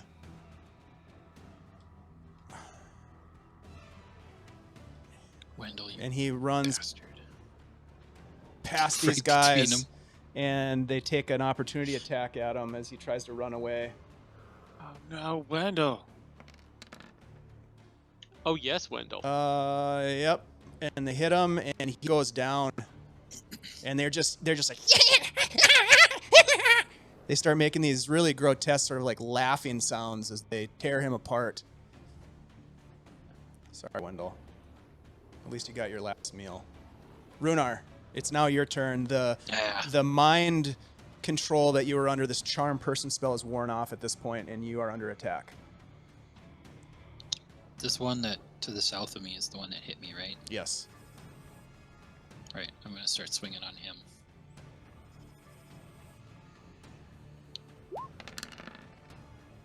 Sword drawn. Whoa. Ooh, Natural yeah. 20. Sheesh. For 13. Yeah, he looks like you slice across his abdomen with one quick swipe of your sword, and his entrails just start to spill out in front of you. He's still standing there. He kind of looks down at his abdomen. He's like, he's still alive. He's still up though. See if I can finish him. Yeah, Power of Dig There we go. compels you. yeah. He drops in a heap to the ground with your second swing. Wide-eyed, I'm just gonna turn around and swing at the next one right next to me. Ah! Boom. Yep. Yeah, that hits. You just turn around I'm and done. take your attack at him, and he sees the blade coming. He tries to kind of move out of the way, but it catches him in the side, and blood just spills on the ground. That's the end of your turn. Yeah, I'm gonna stay right here. All right, that brings us to Aramon the Bard. He stands up, looks around. What? And he casts invisibility. That bitch. Man, I was gonna kill his ass. No. I'd be so pissed if I We was- capture him to interrogate him, and then if So- things happen, things happen. And I am going to Is go that ahead Jacob and- right next to him, or whatever his name was? let me- Remember how they entered into the Pact of the Fire? They have broken the pact of the fire, and we owe them nothing, and I understand that. He disappears from view. They were Next not is truthful with us. Jacob. Jacob gets up as well, using half his speed to stand up, I'd be pissed if I and was- he starts to back up. So Byron, if you wanted to, you're awake enough to take an attack of opportunity if you wanted to attack Jacob, but he's moving back away from the fire. It's like stretch and stab him accidentally with your scimitar or with your rapier. Just- Totally honest, I am absolutely going to do that. Okay. Oh, I gotta wake up. As I'm waking up, first I heard the scream of Rhunar and all that jazz, and then the stuff going on, and I'm gonna just reach my rapier, turn, and as I'm rolling up onto my feet, just reach out and kind of just give him a little poke right in the butt. Reach out and touch Reach someone. out and touch him. All right, go ahead and roll to hit.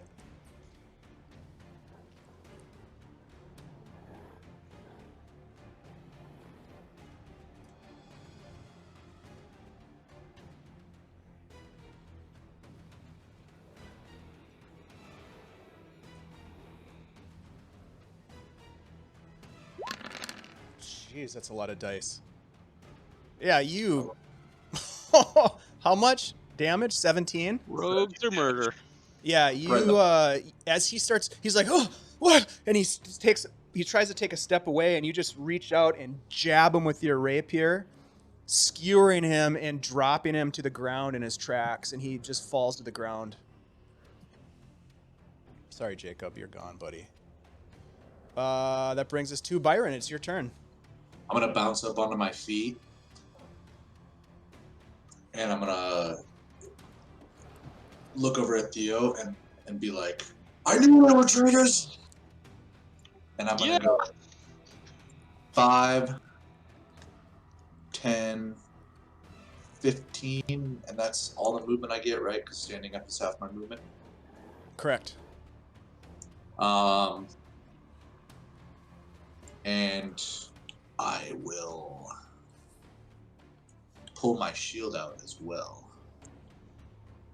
Can I do that as an action? Yes.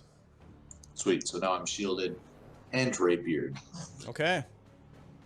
Anything else what you'd like to do, sir? As a bonus action, I'll attempt to hide. Okay. I'll pull my hood up, and I'll attempt to hide. Or no, wait, I can't pull my hood up. I'll just attempt to hide. Okay, go ahead and roll a stealth check.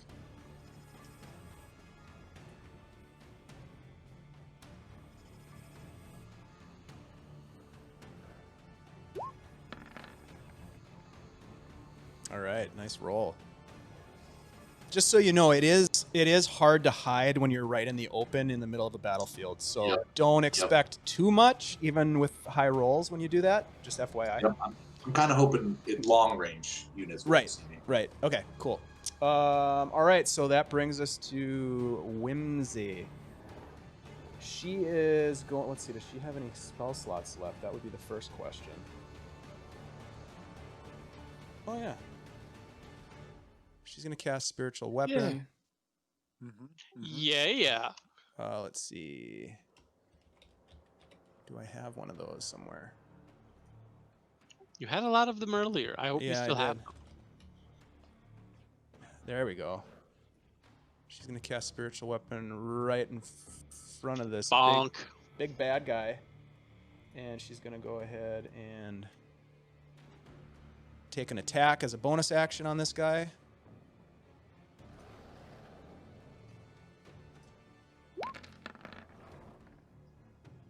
And that is going to hit. She apparates this spectral mace that flies across this opening and just heads right for this creature that has emerged from the wood and just smacks it across the face, bludgeoning its face and sending this strange blue fluid flying across the jackalware to his left and doing 12 force damage. Nice. Did she attack the jackalware or the blue guy? The big guy. The And big guy, then okay. for her action, she's going to grab Silent Wolf, and she is going to attempt to pull him back. So let's just make a quick little strength. Oops, Do wrong. a strengthy checky. Yeah, wrong guy though. 2 screens would help me. I think I need to get 3. Mm-hmm. You got There's another never monitor? enough. Well, Just remind me. I'm using my broken monitor, which is kind of funny because it has a big hole. It has like a big black spot in the middle of it, so I kind of have to work around the spot. But anyhow, she Fair is enough. going to, yeah, it's working for now. Yeah, she's gonna roll a strength check here. Oh shit. Oh no! So oh, much. No. Yep, she Oh, has a hard no. time, but she grabs him, but she's unable to move him this round. Brings us to Irin. Irin, you see all this happening. You're still kind of on the ground in a prostrate sort of position, but ready for action. So, I guess my first question would be, when did I wake up? Like, how much of this? You would have woken up Encounter- when Rhunar yelled out. Okay. So I saw some of these dudes, some of the regular dudes get killed, and I Yes. saw Byron kill Jacob. Jacob. Yep, you did. I may or may not have seen the other guy Aramon disappear. Correct. Um, but you I- do I see think- Merton's body right yeah. here in front of you. This is Merton. I think my first words would be, "God, pact breakers, what the." And then of course seeing like the bloody maw of this were-jackal dude or whatever, and this big blue guy. Fuck. Yeah, I'm gonna take my new toys. I'm gonna give a toss of my darts. Did I write down what they do? And I know that they're a saving throw. Oh, I want to click on you. That's not very helpful at all. Is it in roll 20? Fuck. I totally wrote it down somewhere. What are you trying to do? Throw my darts. Oh. The magic darts. Yeah, the seeker I don't darts. know where I wrote it down. Yeah, my secret It's darts. in your. It should be in your journal. Am I just not seeing it? No. Maybe I'm just It's thinking of it under- as the journal entry instead of as my thing. So yeah, I'm gonna. There's a folder called player magic items. Yeah, no, I have it. Okay. I have it. Open Yep, now. and then you Yeah, I should have found it. seeker dart inside that folder. Yeah. Yeah, I'm gonna. I kind of pull one out from the prone position, and I say seek, and I'm gonna toss one at this were-jackal here, Okay. or jackalware. Jackalware. So that's going to be a dex save. Yeah, DC 16.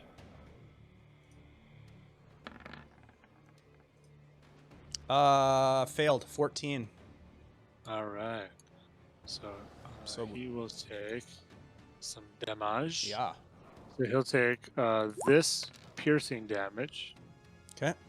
He will then take 3d4 lightning damage.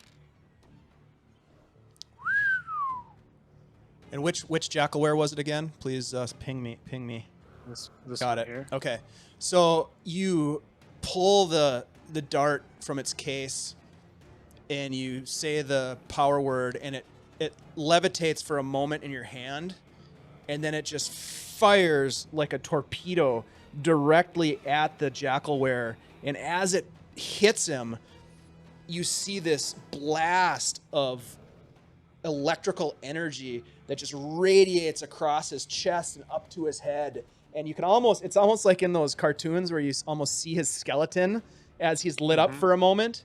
And it just, you smell at that point singed fur and hair, and he takes some massive damage from your dart.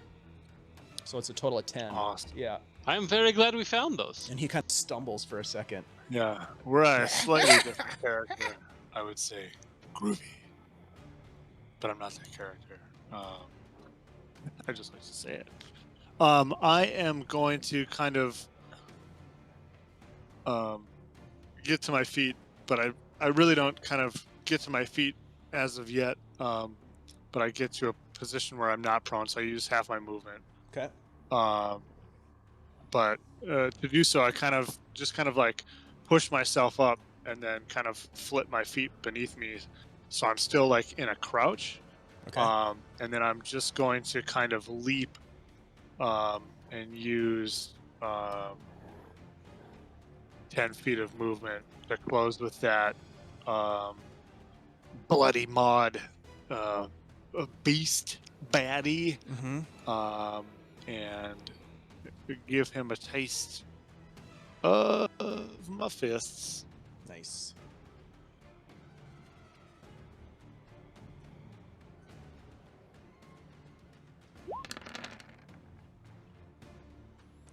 He bashes your fist out of the way. The first one hits, the second one does not. That's just one attack. I don't know why it rolled twice. Okay. So yes, it does hit. Yeah, that's weird. You punch him right in the chops. I am going to spend a key point and use patient God damn it! No, what the? Use patient defense to dodge action as my bonus action. Okay. Irin had a little existential crisis there for a minute. Yeah, like I don't know, it like loaded a Star Wars page for some reason. I don't know how that happened. Don't do that. Nothing wrong with that. Bring me a lightsaber, baby. Yeah, that was weird. That's a different game. Yeah, It's a good game. That's Curse of Strahd. Only if you find it. Star Wars. Pretty much. One of the paladin has the sun sword. Anyhow. Oh, fair enough. Anyway, okay, keep going. So, yes, Anyway, key point, yep. and what are you going to do? Dodge. Got it. All right, so you're going to Dodge, take the dodge action. Got it. All right, that Yep. brings us to Doxalon. And anybody who has an eye on him sees him pull out this glass crystal shaped in a cone.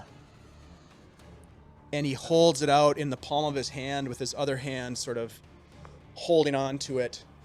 And he focuses for a moment and he says, and with that word, this cone of cold air erupts from his palm towards all of you. I need everybody to make a Constitution saving throw. Oh, God. Constitution saving throw. Yep. Well, hell. Whoa, nice. Theo is covered in ice Come armor. That on. makes sense. Come on. No, that's not good, Rhunar. No. I'm even pretty good at those. Oh shit, guys. All right. So anybody who rolled a 13 and above is going to take 24 cold damage as this blast of cold energy envelops you. And How much? it actually God. kills both of his Jackalware friends. How much damage again? Sorry. 24 if you saved, 48 if you did not. Good lord. Whims- Rhunar, dude. Whimsy goes Just down. got smacked. Oh. Oh. Okay. Byron, how dead are you? Only negative 20 or something like that. Okay, cool. He's just normal dead, not permy dead. Just dead. Not dead. He's not extra dead. True love can revive me.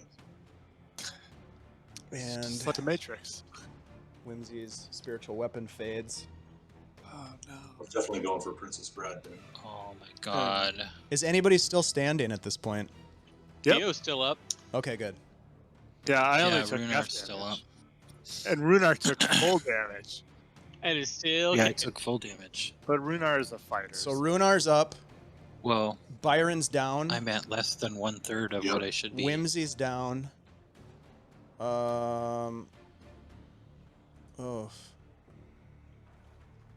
I guess I shouldn't put the cross on her yet. She's not dead. We'll put this guy on her because she's going to be making some death saves. Silent Wolf, unfortunately, is also down. No. Oh no. Okay, so Theo, Rhunar, and Irin are up. Am I right in Yeah. that? Byron, you're down. Okay. Yeah. Correct. All right, so that brings us to the Jackalwares. They are going to run forward.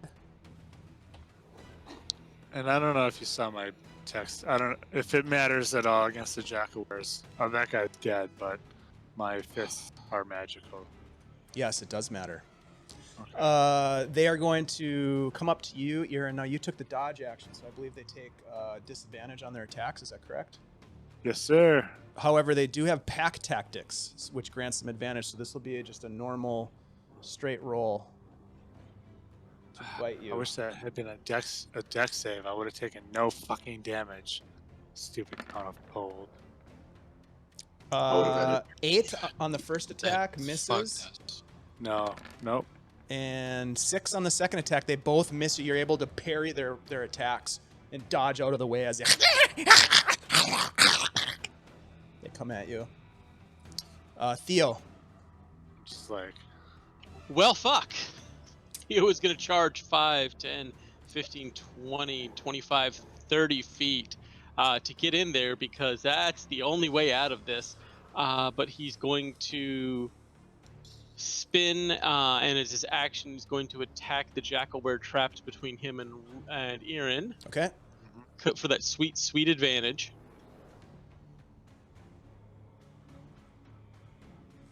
That beautiful advantage. And guys, make sure that you're updating your hit points on your token as well for me. if they're That way the folks who are watching the stream can see how close you are to dying. Or if you're dead. Or if you're dead, yeah, I guess. 15. Yep. You now see that he is carrying this massive glaive, and he bashes your sword out of the way. Gonna come back at him. Swinging again. That does hit, however. As he's laughing, you're able to find an opening and jab him with your sword. For 16. Nice. And as a bonus action, Theo's going to just jab a finger at the Doxalon or whatever that is, and the blue bands of hate and energy just kind of appear around him for a minute, and he has the Wrath of the Blade Bearer, aka the Hexblade's curse, on him. Got it. Nice. And that's it. Okay. Rhunar. Reeling from this massive Okay. blow from this cone of cold. All right, bonus action. I'd like to use my second wind. Yeah. So it's 1d10 plus my fighter level.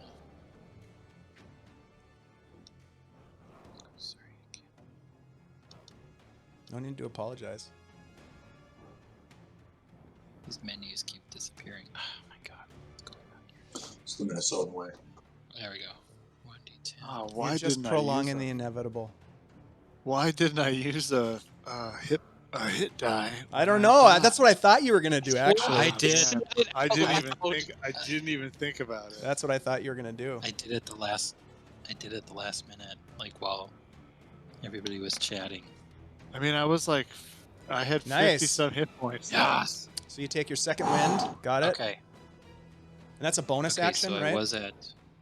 Yeah, that's a bonus action. So I Okay. got 16 back. Nice.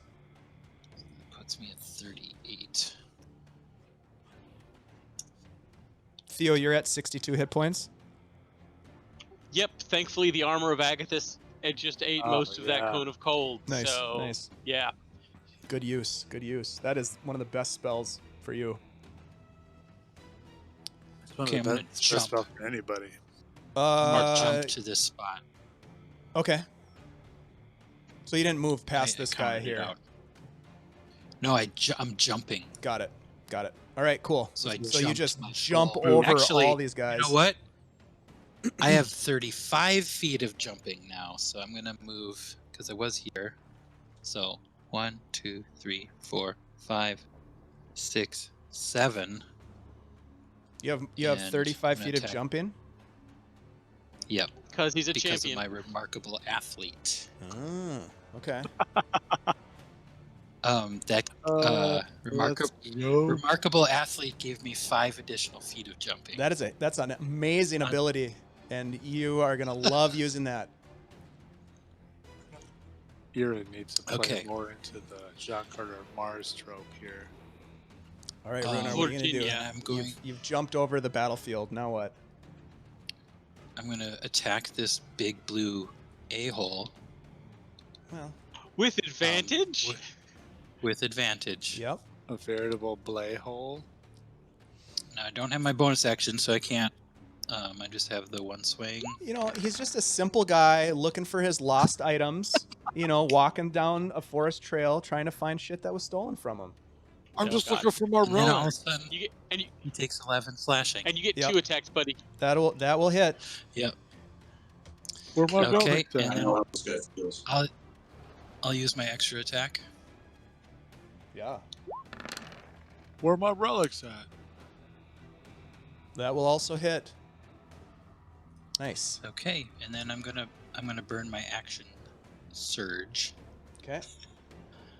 I gotta say that one slowly to attack him again. Indeed. Come on now. That hits. There we go.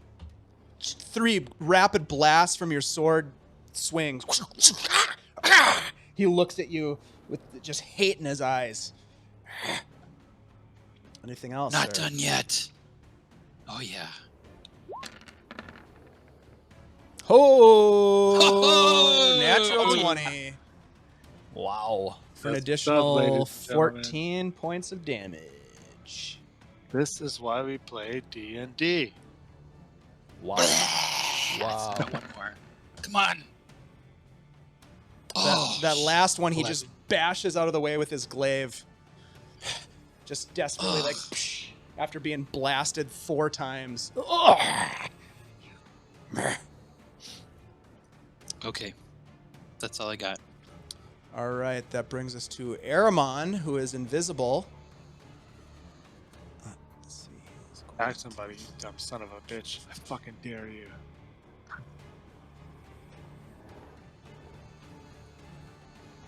Let's see. Okay. And then Byron. I need you to make a death save. Oh yeah, sleepy Byron. Come on, Byron. my That's a God. success. That's not. Ugh. That's a success. That's good. Yep, that's a success. Let's see. Whimsy, however. Let's see what you do. Come on, Whimsy. The power of Saint Cuthbert commands you. There it is. Death saves. She also saves. Ooh. That's Alright, a success. Not bad. And I'm going to do a death save for her pal on her turn because he wasn't in the initiative. He fails. Oh no. Ooh, silent wolf. That's not good. Yeah, that ain't good. He's only a third dead. Irin. Ah, thank God, it's my turn. Seriously. All right. Yeah, right. I am going to. I think I'm there we go. I'm obliged to punch this jackalware in the face. In his stupid face. Right in the face. Since I have advantage on this roll. Yes, sir. That hits. As you bludgeon his face into a pulp, he just growls at you. Laugh again, fuzzball. These guys aren't super smart. No, obviously. They aren't. I'm gonna do it again.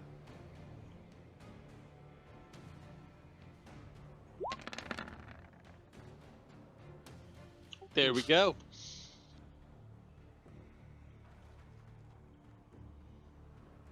And then I am going to spend a key point and flurry my blows.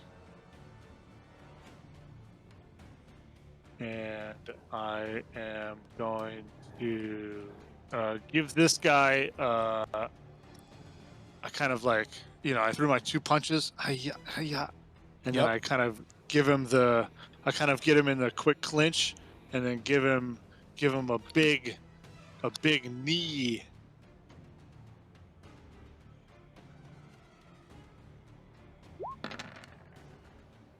Ooh, nice. That's the one in between you and Theo. Yeah, Yeah, he doubles over. He's still up, And but he's then- hurting. I will need him to make a strength saving throw, DC 15. 13. He fails. All right. I would like to push him next to Theo. Like right there. Yeah. Okay. I'm Into gonna that step. tree. Basically, you push him up against that tree trunk underneath the foliage. I'm gonna step up, and I kind of look around, and I say, "I'm tired of these fucking small fries," and I just do a big old hey-ya punch to this kind of big blue dude. Oh, nice. All right. Yeah. Big blue. Which is, of course, sadly, just a normal roll. But it's a natural That's 20! Ooh, dog and dog. A lot of natural 20s, guys. Nice job. Holy cow, this is crazy. This yeah, is good. that's fun. All right, yeah, you just pop him. And he's like, shakes it off and looks at you. Now he's seen himself surrounded. Anything else, Irin? I say, it's time to leave, Relic Boy. That's it. All right. He looks around. Oh, I'm sorry, actually. I would like him to make a dexterity saving throw. Hmm. Since I did hit him with a flurry of blows attack. You got it. DC 15. 16. That'll make it. He does not fall prone. He looks around at you guys, kind of cycling in on him, taking some jabs and doing some damage, and he says, "I've got what I need."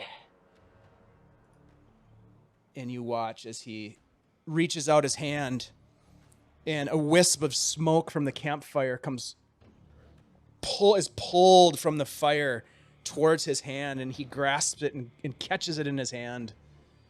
And suddenly he just turns into this gaseous vapor.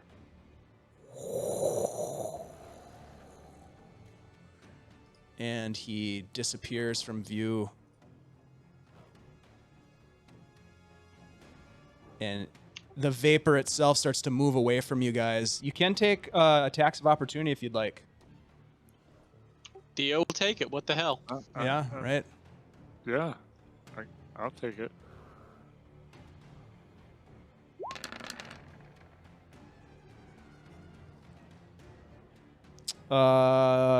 Theo, you swing your sword through the gash, and you're not really sure what happens, but you hear a... He technically takes 3 more than that because he's got my Hexblade's curse on him. So Okay. go to hell, Mr. Asshole. Yep. The same with you, Rhunar. You take an attack on him, and you're unsure, of what, because it's just gas. You're just swinging at this cloud, essentially, and you just kind of hear as you assume potentially it's damage. I don't even know if he can make a noise, but if he can, you'd hear it. It's like a more windy wind sound.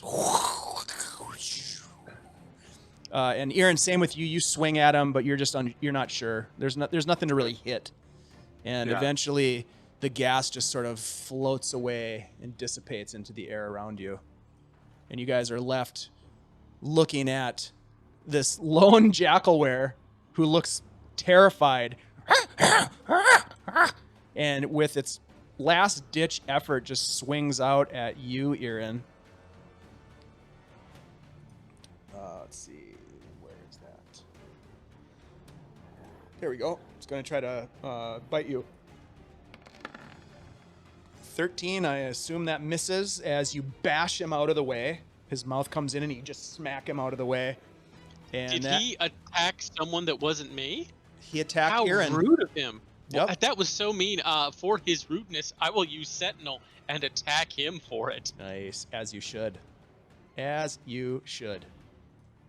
Teach him some manners, I tell you. I don't know if you can teach a jackalware manners, but I appreciate the attempt. Nonetheless. Shame. Yes. You watch him as he attempts to bite your friend, misses, and you take a swing at him and you essentially cut his head off.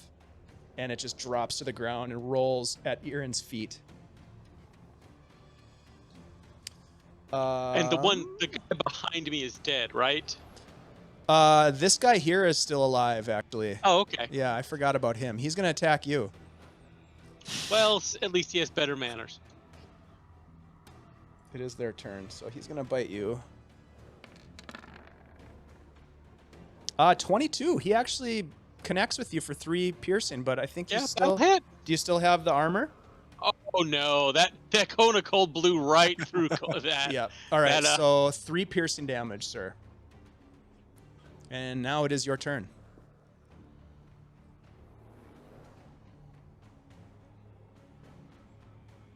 Theo would love to stay and finish this, but he has bigger problems, so he's going to move away and take the attack of opportunity. Okay. So go ahead and try and hit me. I'll bite you.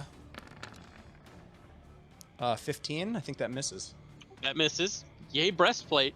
So 5, 10, 15, 20. The sword gets shoved point down into the ground. Theo pulls out his healer's kit and will use his turn to stabilize Byron. Okay, Byron, you are now stabilized, but you are at 0 hit points. It's better than negative 21. Well, you don't Correct. really go negative. I know. You're at 0. But anyhow, okay, awesome. Anything else, Theo? That was everything I had. All right, Rhunar.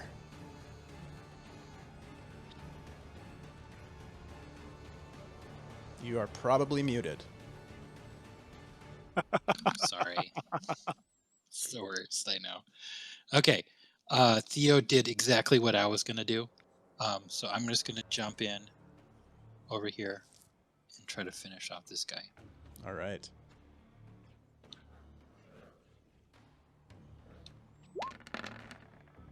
Oh, with minus advantage there. 17 So still 17. hits. And you cut him down. You plunge your sword right into his chest, and he just slides forward towards you. Falls limp on your sword. As you So, pull your sword back out, he just falls to the ground. let's see. I was over here, right? Correct. So I used 15 of my movement already. A lot of natural 20s. Wow. That's a good amount. Can I land right here in this space with the fire? You'd be on the fire. Yeah. Don't stand on the fire. Oh, I'll jump over here. Sorry, right here. And from here, try to stabilize Silent Wolf. Just because I can't move any further. With what? I'd go for Whimsy. My healer's kit. Oh, you have a healer? Oh, you Yeah, picked I up have one of one those of those. too? Yeah. Okay. We really need Do you those for have this one of game. those? Do I need to roll anything for that? Nope, Nope. they work automatically. He is Or stabilized. normally, Oh, nice. normally you would roll a medicine check at a DC like base of 10, but it could change. Healer's kit lets you skip the roll. Yep. Oh, nice. I didn't know that. I just looked it Sweet. up. Yep. Yeah. All right, so you get to work stabilizing Silent Wolf. Byron, you are unconscious at 0 hit points. Sleep, Whimsy sweet prince. needs to make a death save.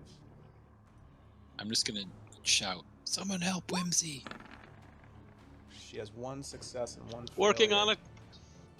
And obviously, you guys know to mark off 1 use of your healer's kit. Those are a Expendable Oh, resource. expendable resource. Thank you. Yep. Okay, That how is many her research- turn. How many do you have? Starts at 10. 10? Oh, okay. Irin, back to you. There are no enemies. We're simply using the initiative order because there are death saves at play. Yeah, no. I think I am going to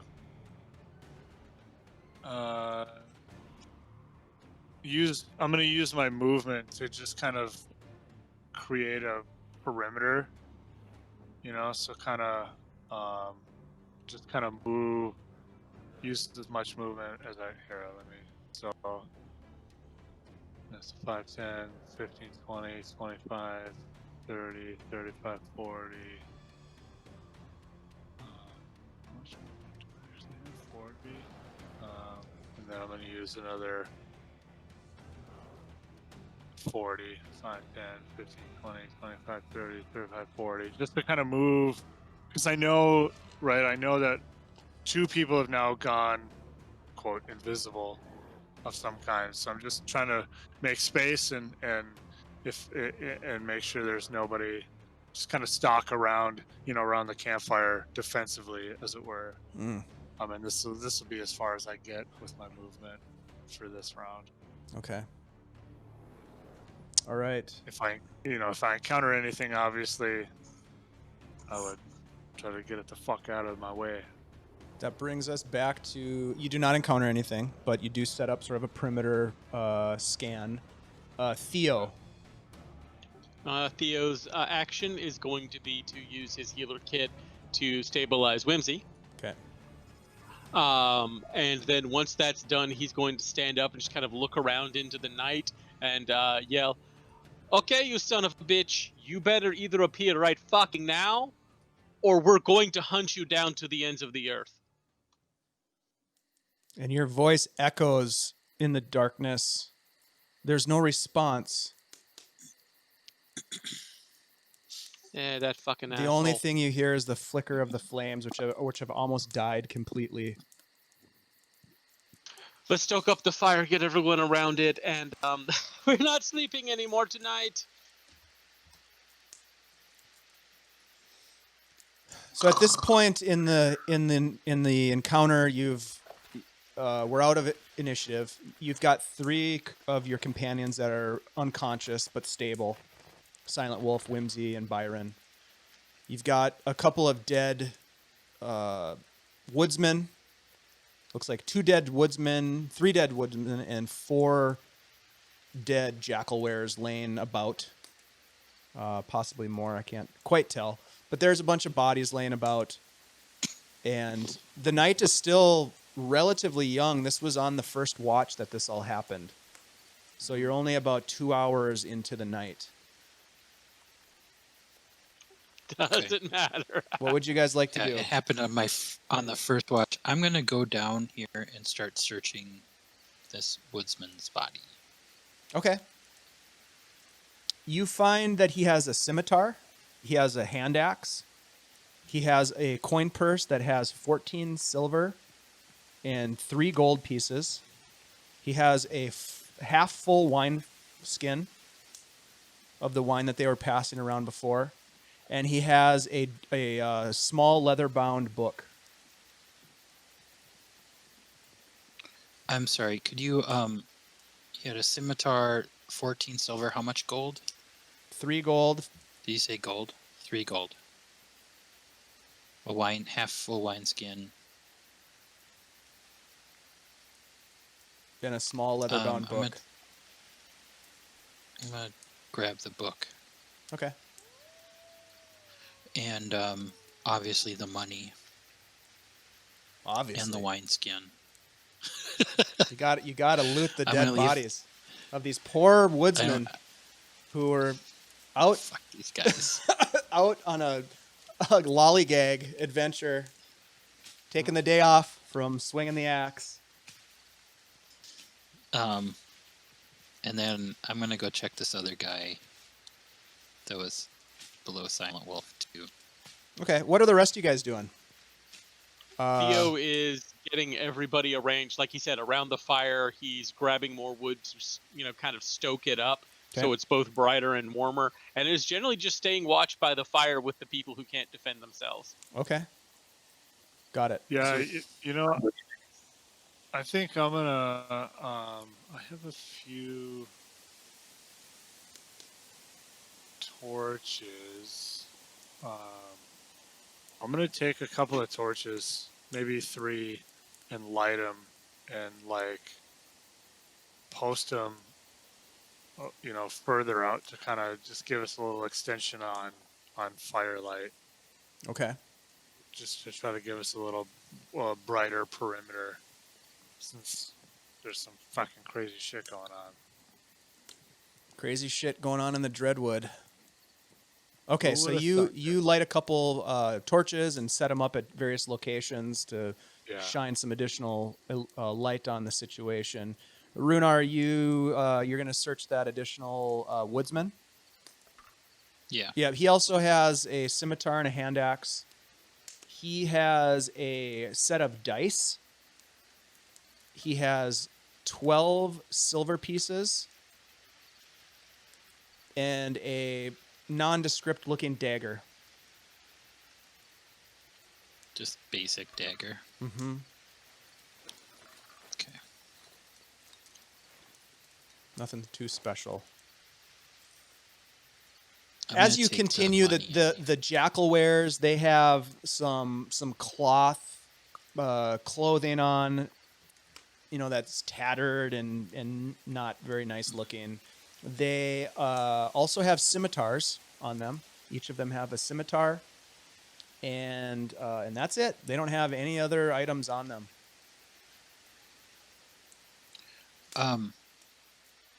I'd like to just ask Theo to take a look around and see if any of these bodies have any magical items.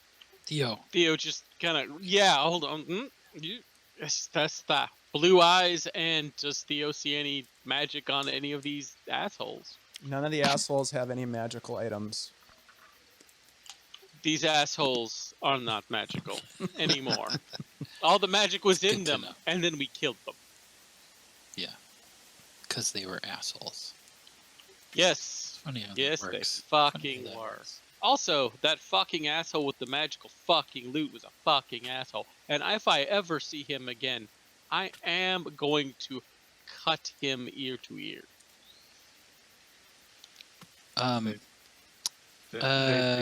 They did break the oath of the fire. The Pact of the The Fire. hand axe is Act of the fire. hand axe is a throwing item, right? Did they though? Yeah. They did. They technically they tried some shenanigans on me. Yeah. Just saying. For our They purposes, don't know that yet. For our purposes, they did. I'm gonna take the hand axe that I found on that one guy. Yeah, and once we're all kind of settled in, Theo's gonna go, okay, so, the fuck happened before we woke up? Rhunar, you were on watch. Well, I was on watch with name Aramon. Aramon, and we were just chatting. We started talking about things, and next thing I know, he started playing this like weird song on his flute or whatever. Loot. Kind of freaky, like the lyrics just kind of freaked me out a little bit. But next thing I knew, I started hearing something coming out of the woods, and not long after that, I woke you guys up. But it wasn't like I couldn't do. It was like I couldn't do anything until they were too close. And what the fuck did he mean by "I've got what I came for"? Was he just trying to kill Byron? Because, I mean, we've all tried to do that before, but it seems weird that a giant... Oh, yeah.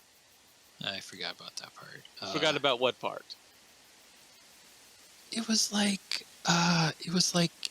for a little bit there, it was, now that I think about it, it was like he was like a good buddy, he was like on the boat with us.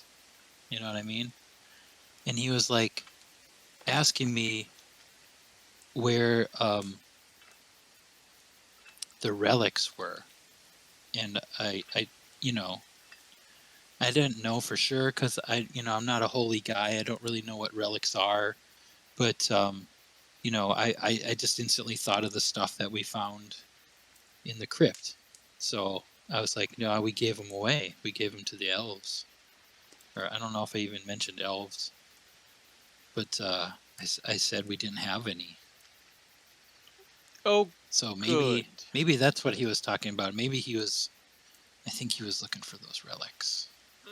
Were they relics? Maybe that necklace or that medallion? The holy symbol, the evil holy symbol, by definition qualifies as a relic. So that part is accurate.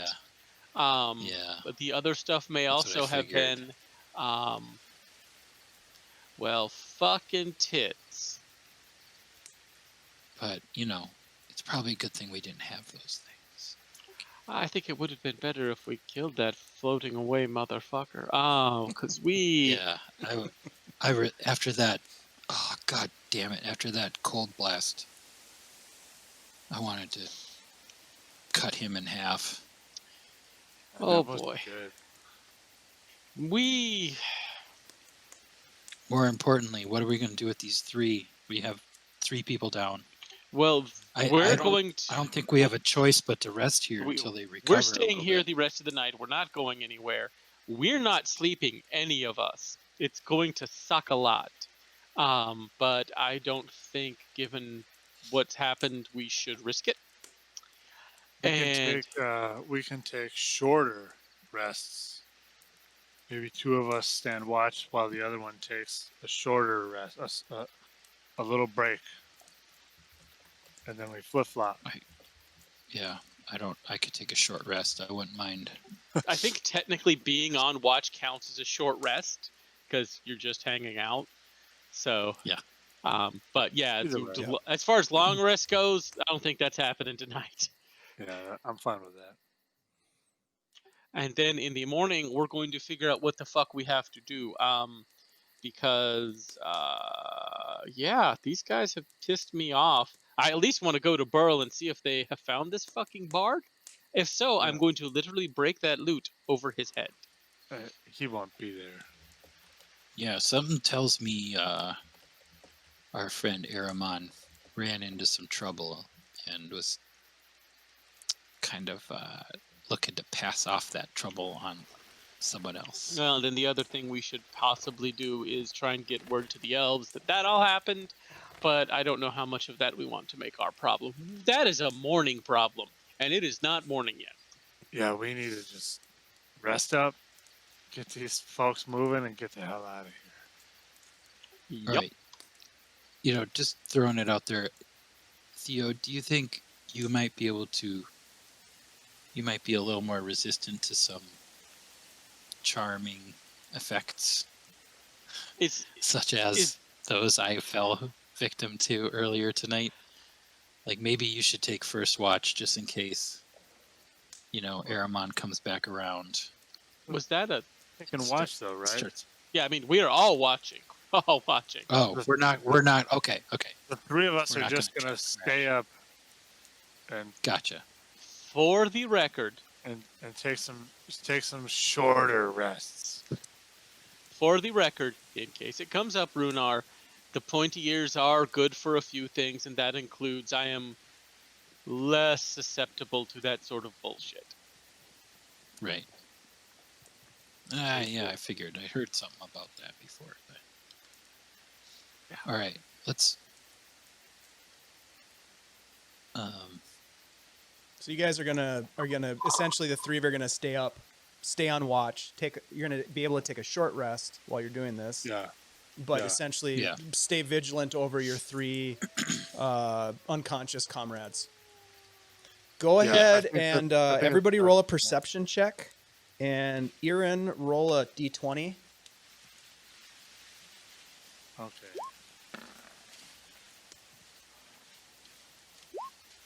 And let me know what you got, because I can't see it. Yeah. Okay. Perception. What'd you roll? Hang on. Rhunar, what'd you roll, guys? Perception 20. Okay.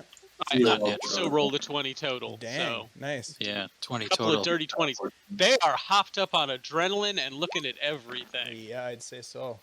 Okay, my perception was 14. My D20 roll was 6. Okay. Which is You good. guys throw a couple more logs on the fire. There's plenty of firewood here. You watch over your three fallen friends, their breathing is labored.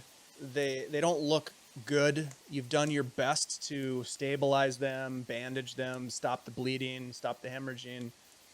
And the night continues, and there are sounds in the night that you hear every so often. A call of some night bird, a crunch of leaves being stepped on by a critter that cause you to be a bit stressed out, a little bit of alarm. You kind of jump at the sound of these things, but throughout the rest of the night, you are not visited by anything that has a malevolent intentions with you, and you are able to make it through the rest of the night safely. The three of you benefit from a short rest, Okay. as is the system of Dungeons and Dragons 5e. The other three companions are miraculously back to full hit points and conscious they in get a the full morning because that's just the way this game works. And as they wake up, they're sore, they are beaten. It's not like What? it's not like they're ready to like run a foot race or something, but they do wake up feeling much better.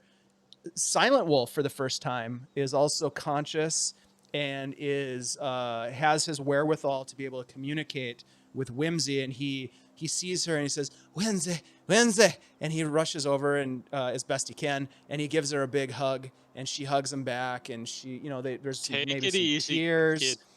But you don't get the sense that it's a romantic embrace necessarily. You get the sense that it is very much like a very strong friendship and a relief that has come over them. The morning comes and you are now awake, although tired.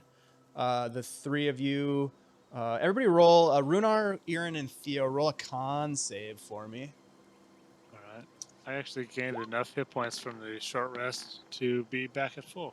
Nicely done. Nice. So we got a 20 for Theo. Con save. Hold on. Almost a 20. Oops. What, 16 for Irin? 16. And a 15 for Rhunar. 15. So just as a FYI, when we're on this page where all we see is our heads, talking heads, and You can't see anything. you can't see the roll. So just if you notice that that's happening, I'll try to remind. If not, but just call out what your rolls are so that people who might be watching can know what you rolled. But anyways, Theo 20, Irin 16, and Rhunar 15. None of you suffer a point of exhaustion, so that's good. You feel rested from just staying put and staying low key, but you are tired. And the morning comes and your comrades are awake. They are feeling good and ready to travel. And through the rest of the day, you are able to easily follow the path that guides you back to the edge of the wood. And you emerge from the wood. The sun is shining down on you. You feel relieved to be leaving the confines and the treachery of this Dreadwood forest, finally having a silent wolf that is ambulatory and able to move himself, and nobody died. You do have some conversations over the course of the journey about what happened, what transpired. Whimsy is particularly interested to know what happened to this creature that had attacked you. And you have this conversation about that as you make your way back. Whimsy also turns to Rhunar during the walk back to the farmstead and says, I know that you have larger plans that will take you back to Saltmarsh and beyond.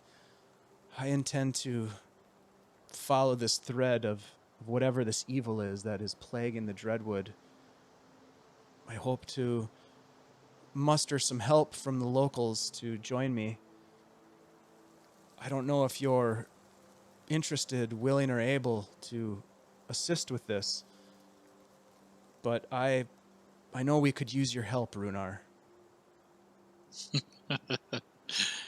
Yeah, I understand. I have to. We have responsibilities in Saltmarsh that we can't just walk away from.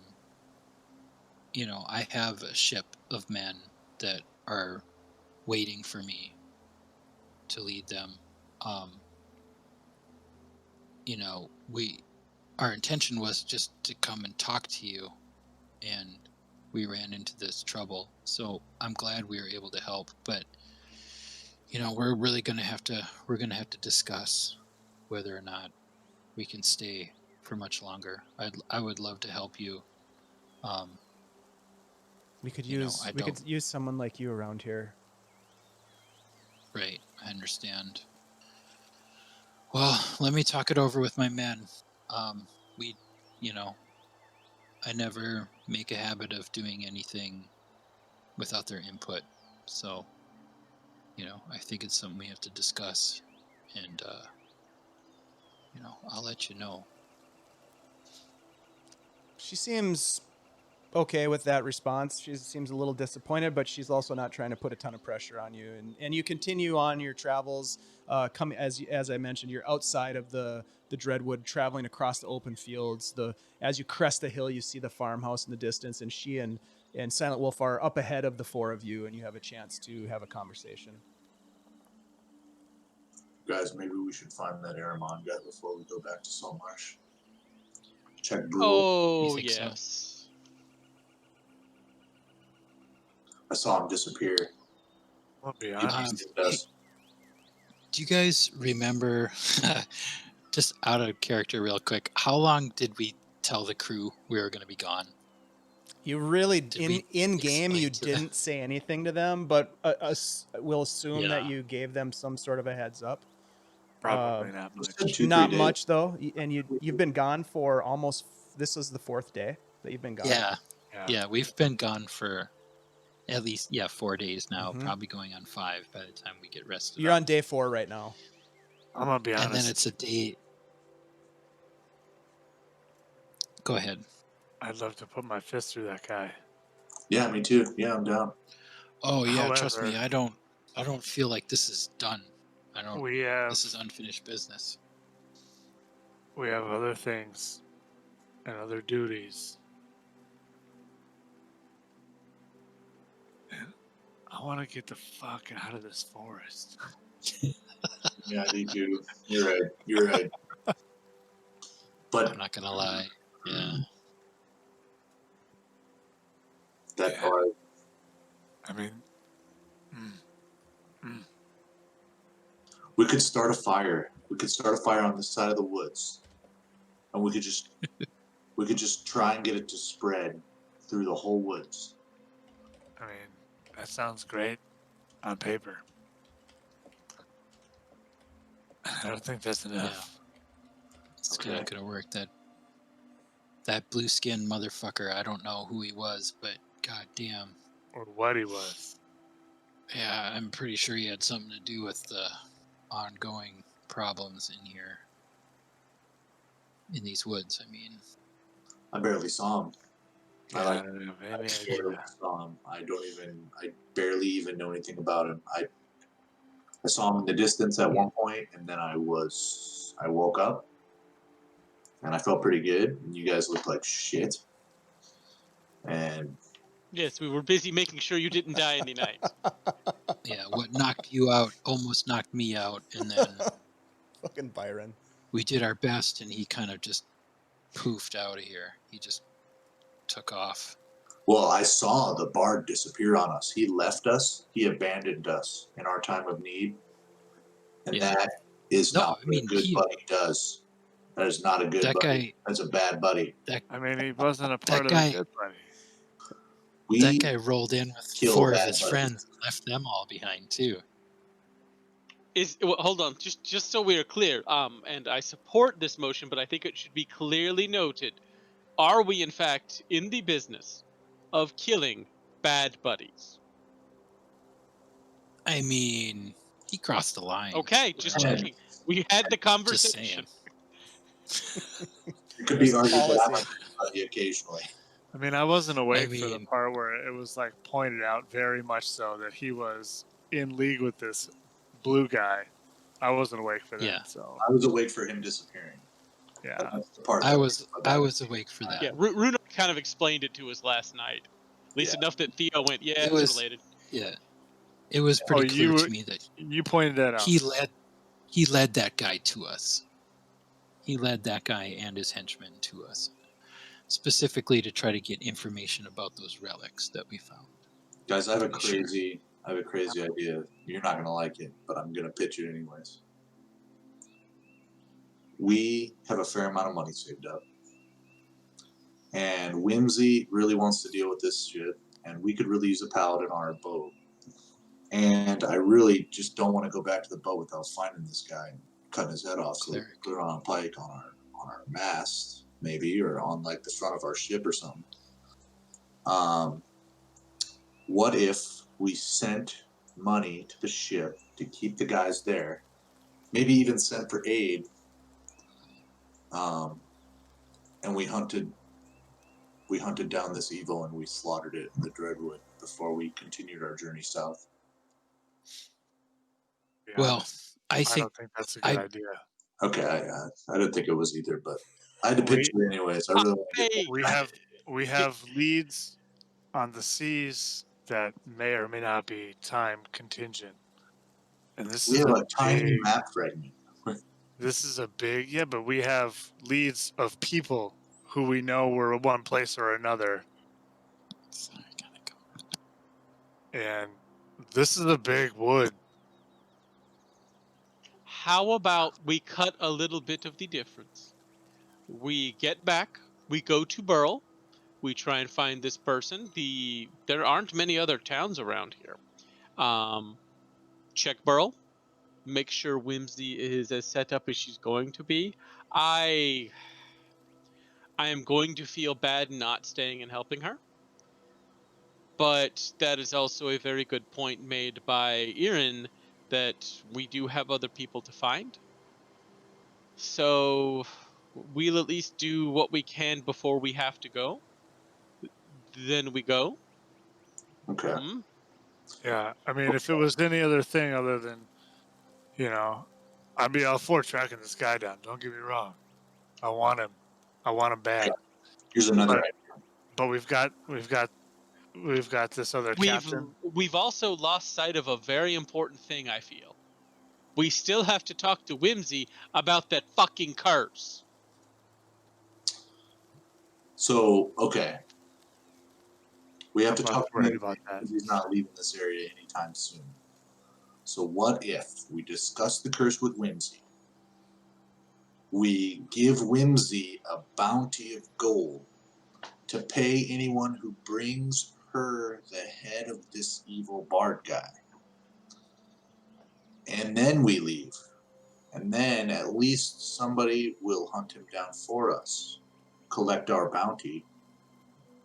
Maybe we find out about it later, and then I sleep well, knowing that at least that guy doesn't have a safe haven in Burl. I don't actually care that much. And then when we get to Saltmarsh, we put another bounty. I mean, I'm kind of with him on the burning out any safe havens for this guy.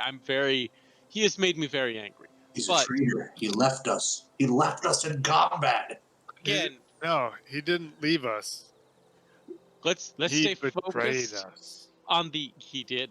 Let's stay focused on the actual reasons we came here in the first place, which is talking through this curse, and then I mean, Telling Whimsy if we can about the Scarlet Brotherhood. are we? And at that point, functionally just leans in a little bit. Are we talking about straight up going after the Scarlet Brotherhood? I thought we were just kind of working against and in parallel. No, but I mean, Well, maybe. yeah. But if they're coming after us, they might be coming after her, which is the reason that we came after her. So let's resolve that whole reason we came here before we make any other decisions. Yeah. And she already said Okay, she we could have- take care of the curse. How And big do I- you think the I bounty don't- on a bard is? That was like the first day. At this, Do you yeah, think I we don't should want to keep be his loot? overly- Wait, did he leave that behind? He did not. He didn't leave that behind. No. I know when we find him and cut his head off.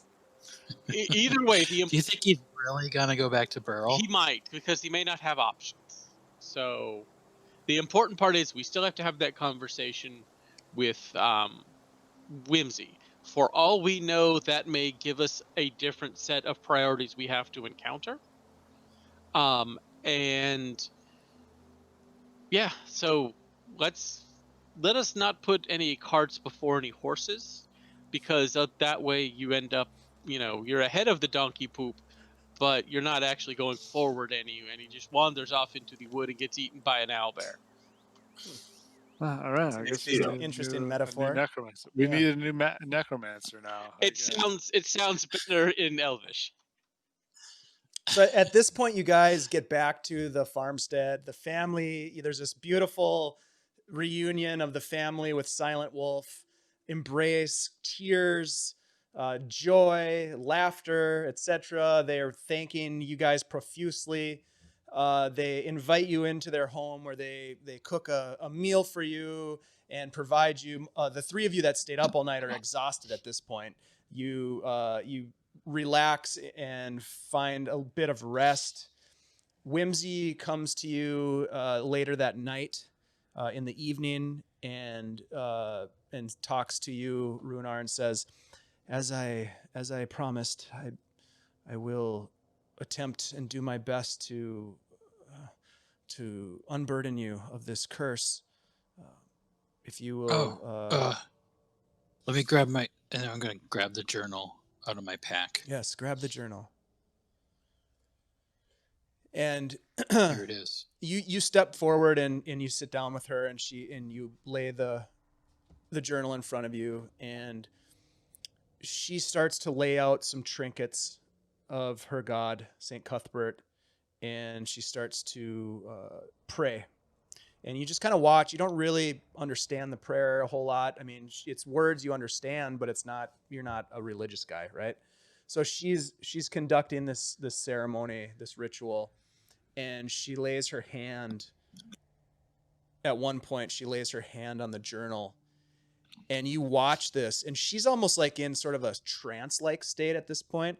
She lays her hand on the journal, and as she does, you just hear this burning sound, and you look down at her hand, and there's smoke coming off of her hand as if her flesh is burning.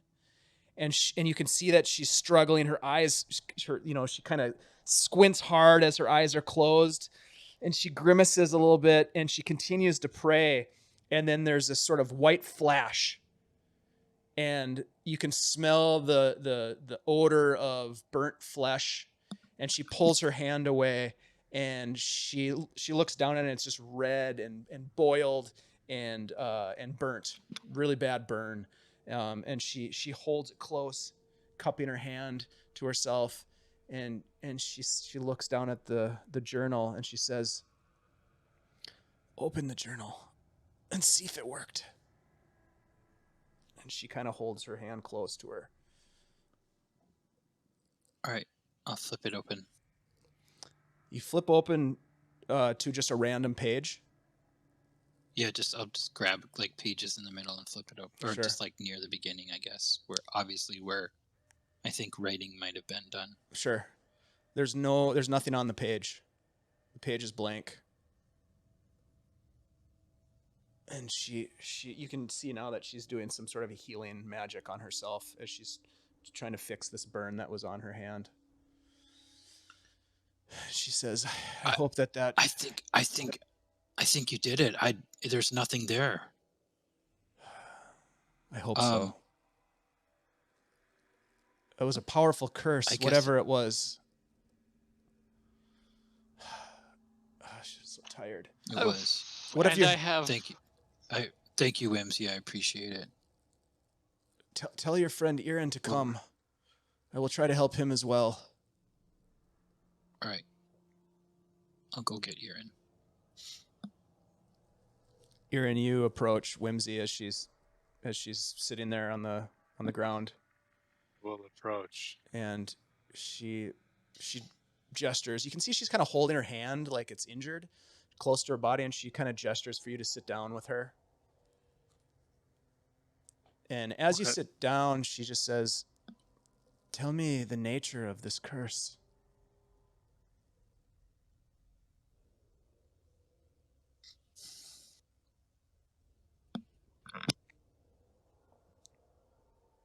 There's a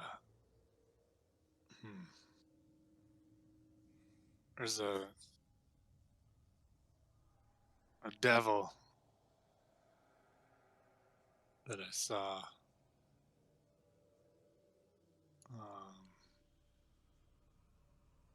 when I was dead or something. We have a history. He offered me a bargain when I was much younger. I turned it down.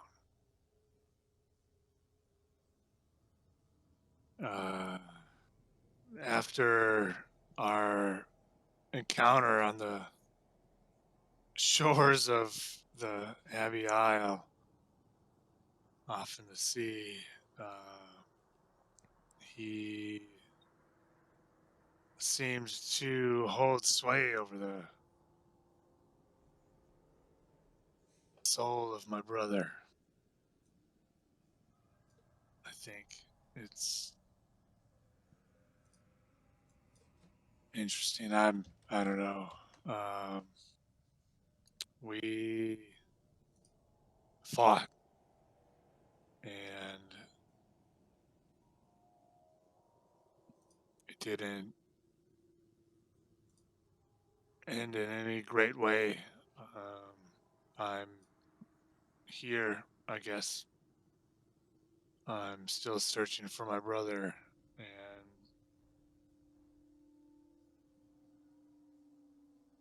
I guess sometimes when I look too deep, I see him, hear him.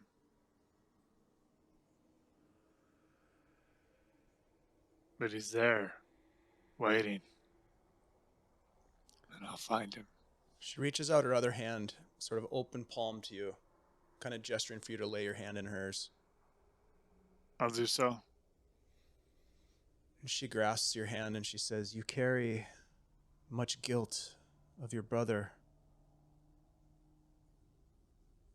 Whether he is alive or dead is not of your doing. If he is out there, I believe you will find him, but is not your burden to carry. and she closes her eyes, and she grips your hand extremely tightly, like tighter than you would expect, like would have expected from her. A very tight grip on your hand. And she starts speaking in very low. You can't quite make out what she's saying. She's kind of almost speaking in breaths to herself. And she grasps your hand, and you feel this warmth. And you look down, thinking like maybe there's a coal or something in your palm or in her palm, and you just see this white glow coming between your fingertips. And she keeps praying. And then she opens her eyes and looks at you and says, "Your burden lies elsewhere. This is not yours." And then she just pulls her hand away, and you just feel this like release of something. You're not sure what, but this release of an energy that it's almost like she pulls it from your hand. And as she does, she kind of slumps down, and she's somewhat sort of winded, but you feel this overwhelming sense of release.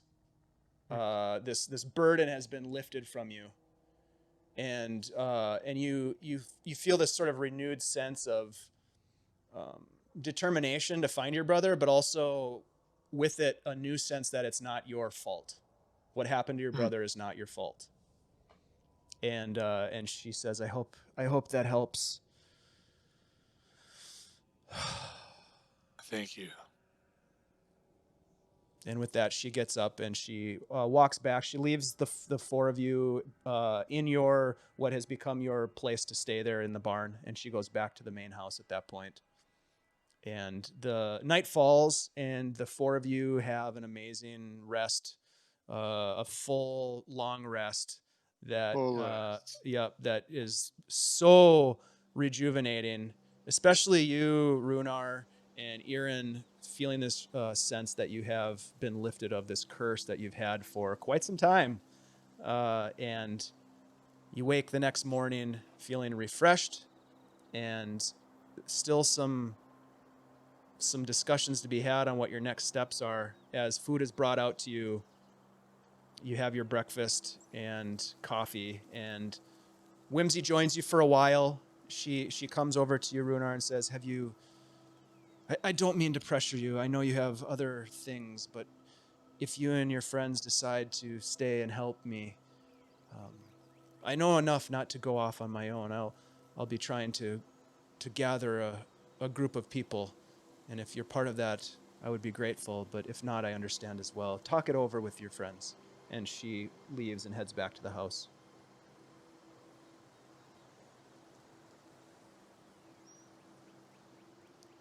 So I guess this is a chance for you guys to kind of decide what the next step is.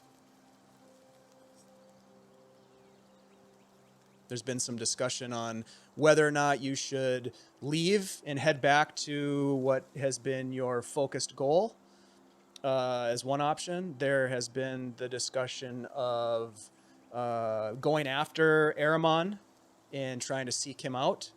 There has been discussion of perhaps just making it very uncomfortable for him in Burl by setting some sort of a bounty for his capture, perhaps. So there's a couple different options. I guess you guys just need to decide what you want to do. Guys, I know it's a crazy idea to stay here longer, but I think we should do it. I think we should find this bard. If we only stay to find this bard, that's great. If we want to stay longer and help her with this evil, that's great. If we want to go back to the good buddy, I understand. I won't assume my vote weighs more than any of yours. But if we do find this bard may have information about that blue thing. And that blue thing was pretty badass. Not to mention I have this super cool coin, and I'll take out my do better coin. And I'll hold it up, and I'll be like, I have no idea what this is, but I think it would be helpful here and not anywhere else. What the hell is that?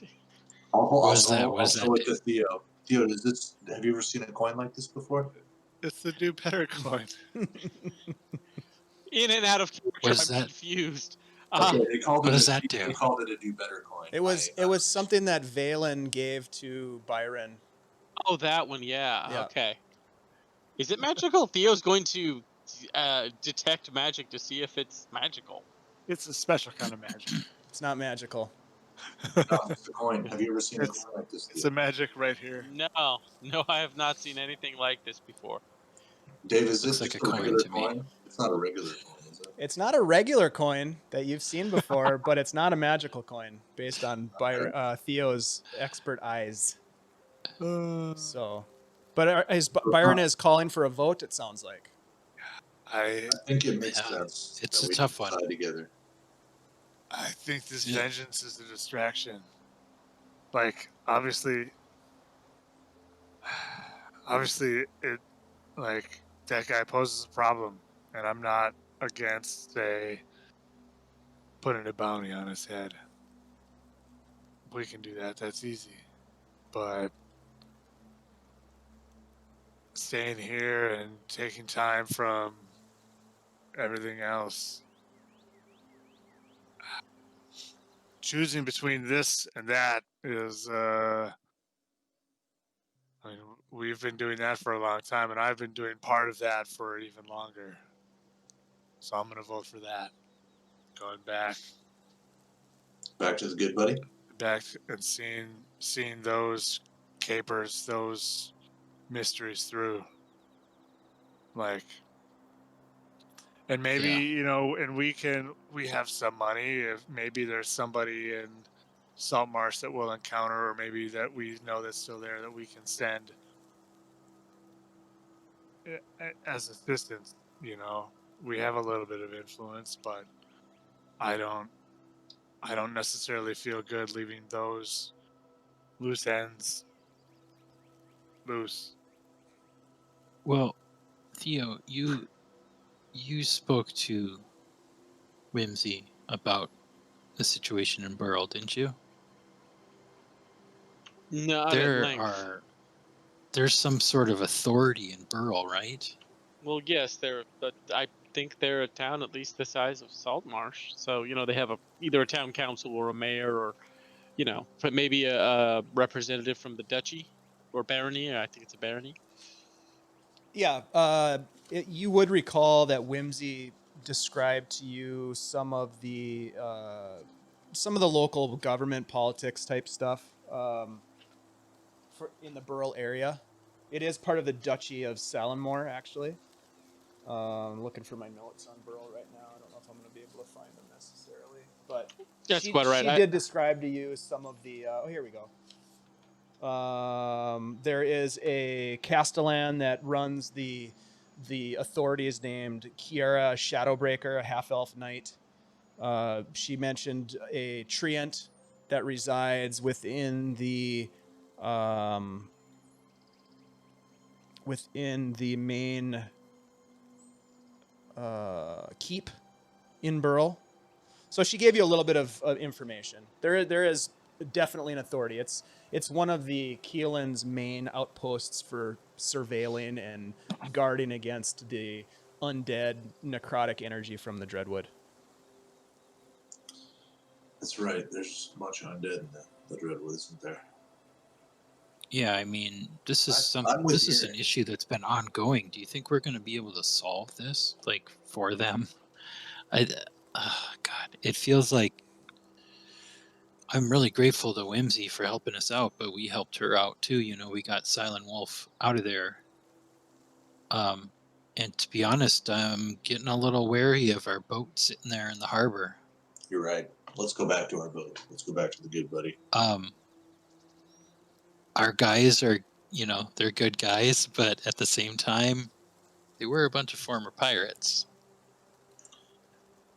I'm a little worried that at some point they're gonna be like, let's cut loose. He's not coming back. We didn't give them like a time frame, did we? Not really. Dave said I think at most we probably gave them a couple of days. Yeah.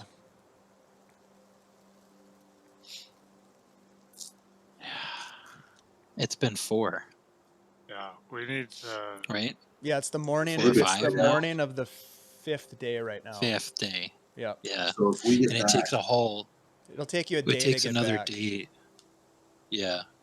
There's another long rest before we get back, right? You have your horses, so it'll take you. Yeah. It'll take you a day if you ride hard, or you can spend a night at normal travel. You'd spend one night and make it back the following morning, mid morning.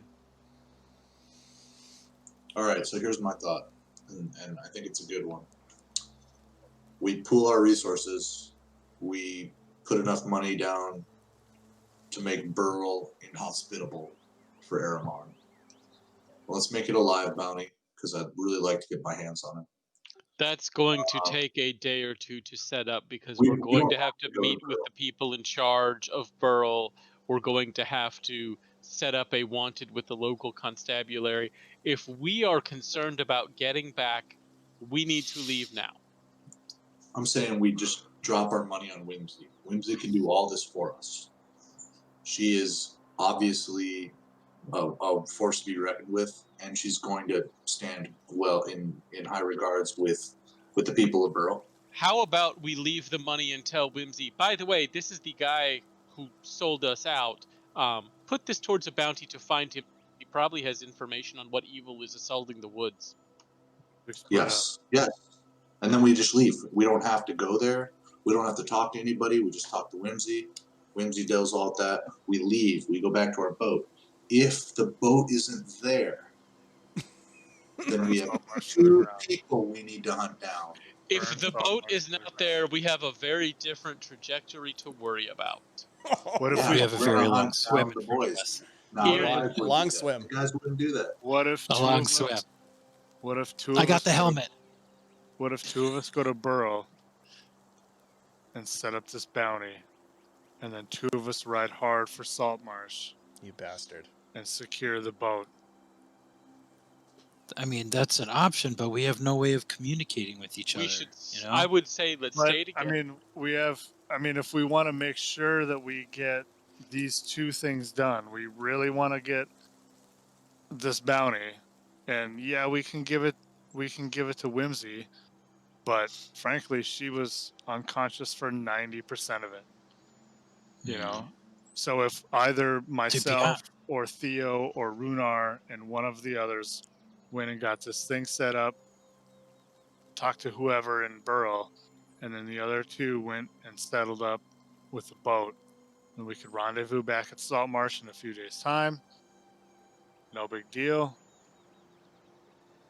Yeah, I mean, I'd really like to help Whimsy out, and to be honest, I was going to ask her to join us on the boat because we could sure use a cleric around for I don't a think little that's extra gonna happen healing every now. now and then. But you know, it sounds like I don't know. It feels like this situation is a quagmire up here. Oh, it is. If we stay here, it's going to be an extended period operation. Clearly, there's concern about that. I will be the first to say my only concern in either direction is what's going to do the most good, because I don't have a whole lot riding on either long-term concept other than I like you folks, and it's been profitable. But at the end of the day, it sounds like we have a definite responsibility and need to get back to the boat. So let us I not agree. burden ourselves or, become unfocused with these other small plans of, well, we'll set up a bounty or do this or do that. If we are going to act, let us act and let us move forward as if an arrow shot from a bow.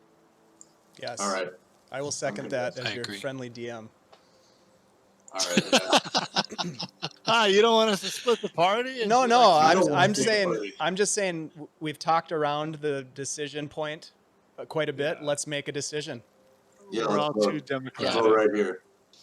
Let's go back to I'm gonna Saltmarsh. All right. So I'm so gonna Whimsy agree to that. We need to take care of our boat. Yeah. So Whimsy comes back. You explain to her, what we just talked about. We don't need to role play that out, but we understand, what the feelings are, and she understands. She holds no ill will. She says, this fight will be a long one.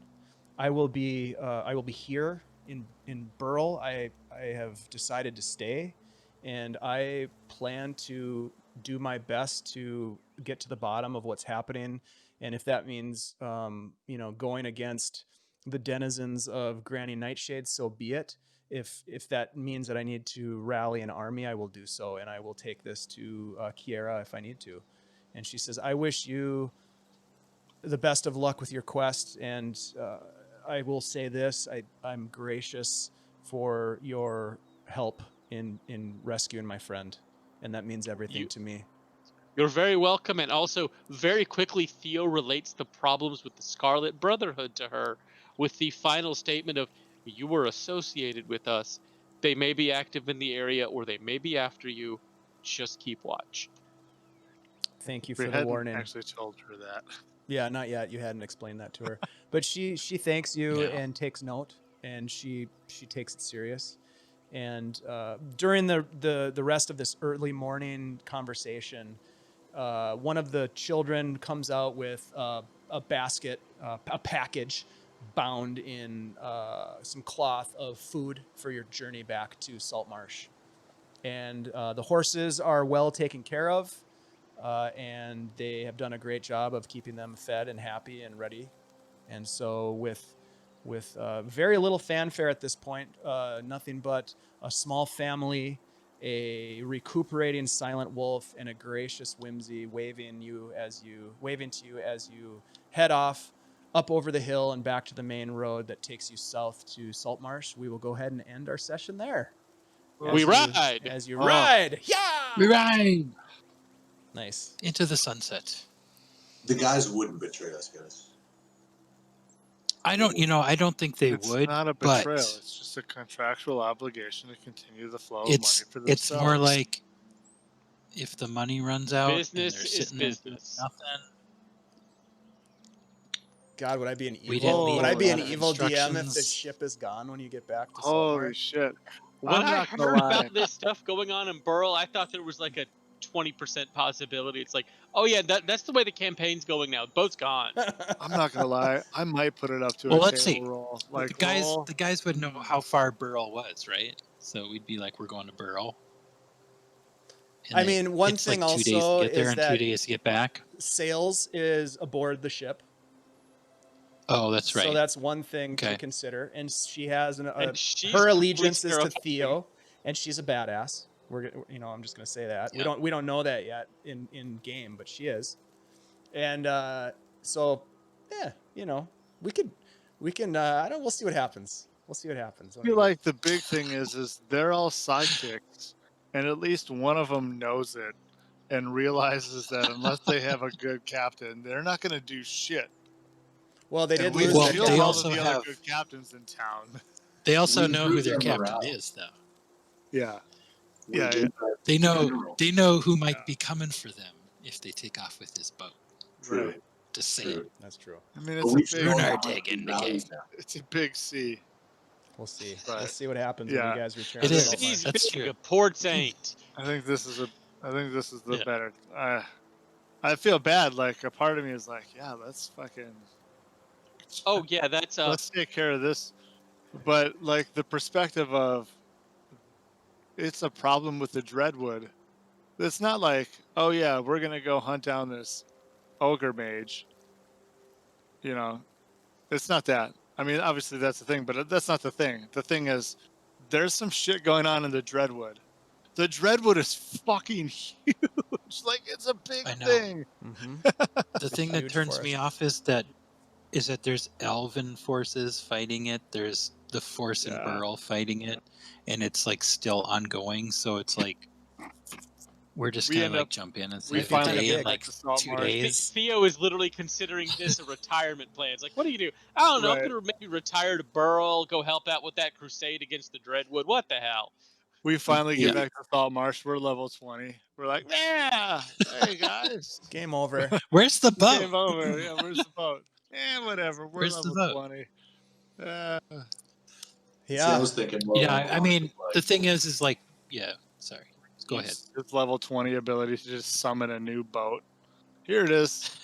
well, part of me wanted to use this is like an opportunity for Byron to stop being afraid of the undead, just being so focused on vengeance. But on the other hand, I am afraid of the undead.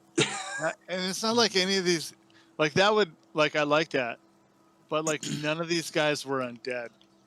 No. I guess that we know of. If they were undead, it would have been like that would have been like I fucking hate that guy. He's undead, but I fucking hate that guy. That would have been pretty rad. Yeah. I mean, we can get there though. We can make worse friends with undead people. Oh, trust me. There are worse things in your future than what you just encountered. I can guarantee I that. did. Oh, good. Yeah. Oh, So great. Yeah. you will not be disappointed with your decision. I'm kind of annoyed. I really meant to string a couple of those guys up from that tree with a sign that said traitor on them, but I forgot to. We got a little They busy. were. Oh well. Those guys were super squishy. Like They really were. I love two that. of them went down from getting hit once by the werejackals. I love that. I love that most of them were like accidental little buddies. Like the one guy was obviously in league with the blue guy, and the other guys were obviously just in league with that guy, and really didn't know the werejackals and the blue guy. And they were just like, fuck it, I'm gonna kill everybody. Everybody was expendable. Yeah, the blue guy had. Yeah. Yeah. That's what happens when you work with monsters. Yeah, that's what happens when you're. Yep. And Monsters. theoretically, and obviously I don't know, but theoretically, that's what happens when you're working with an ogre mage. Theoretically, these guys were just woodcutters lost in the woods looking for a warm fire.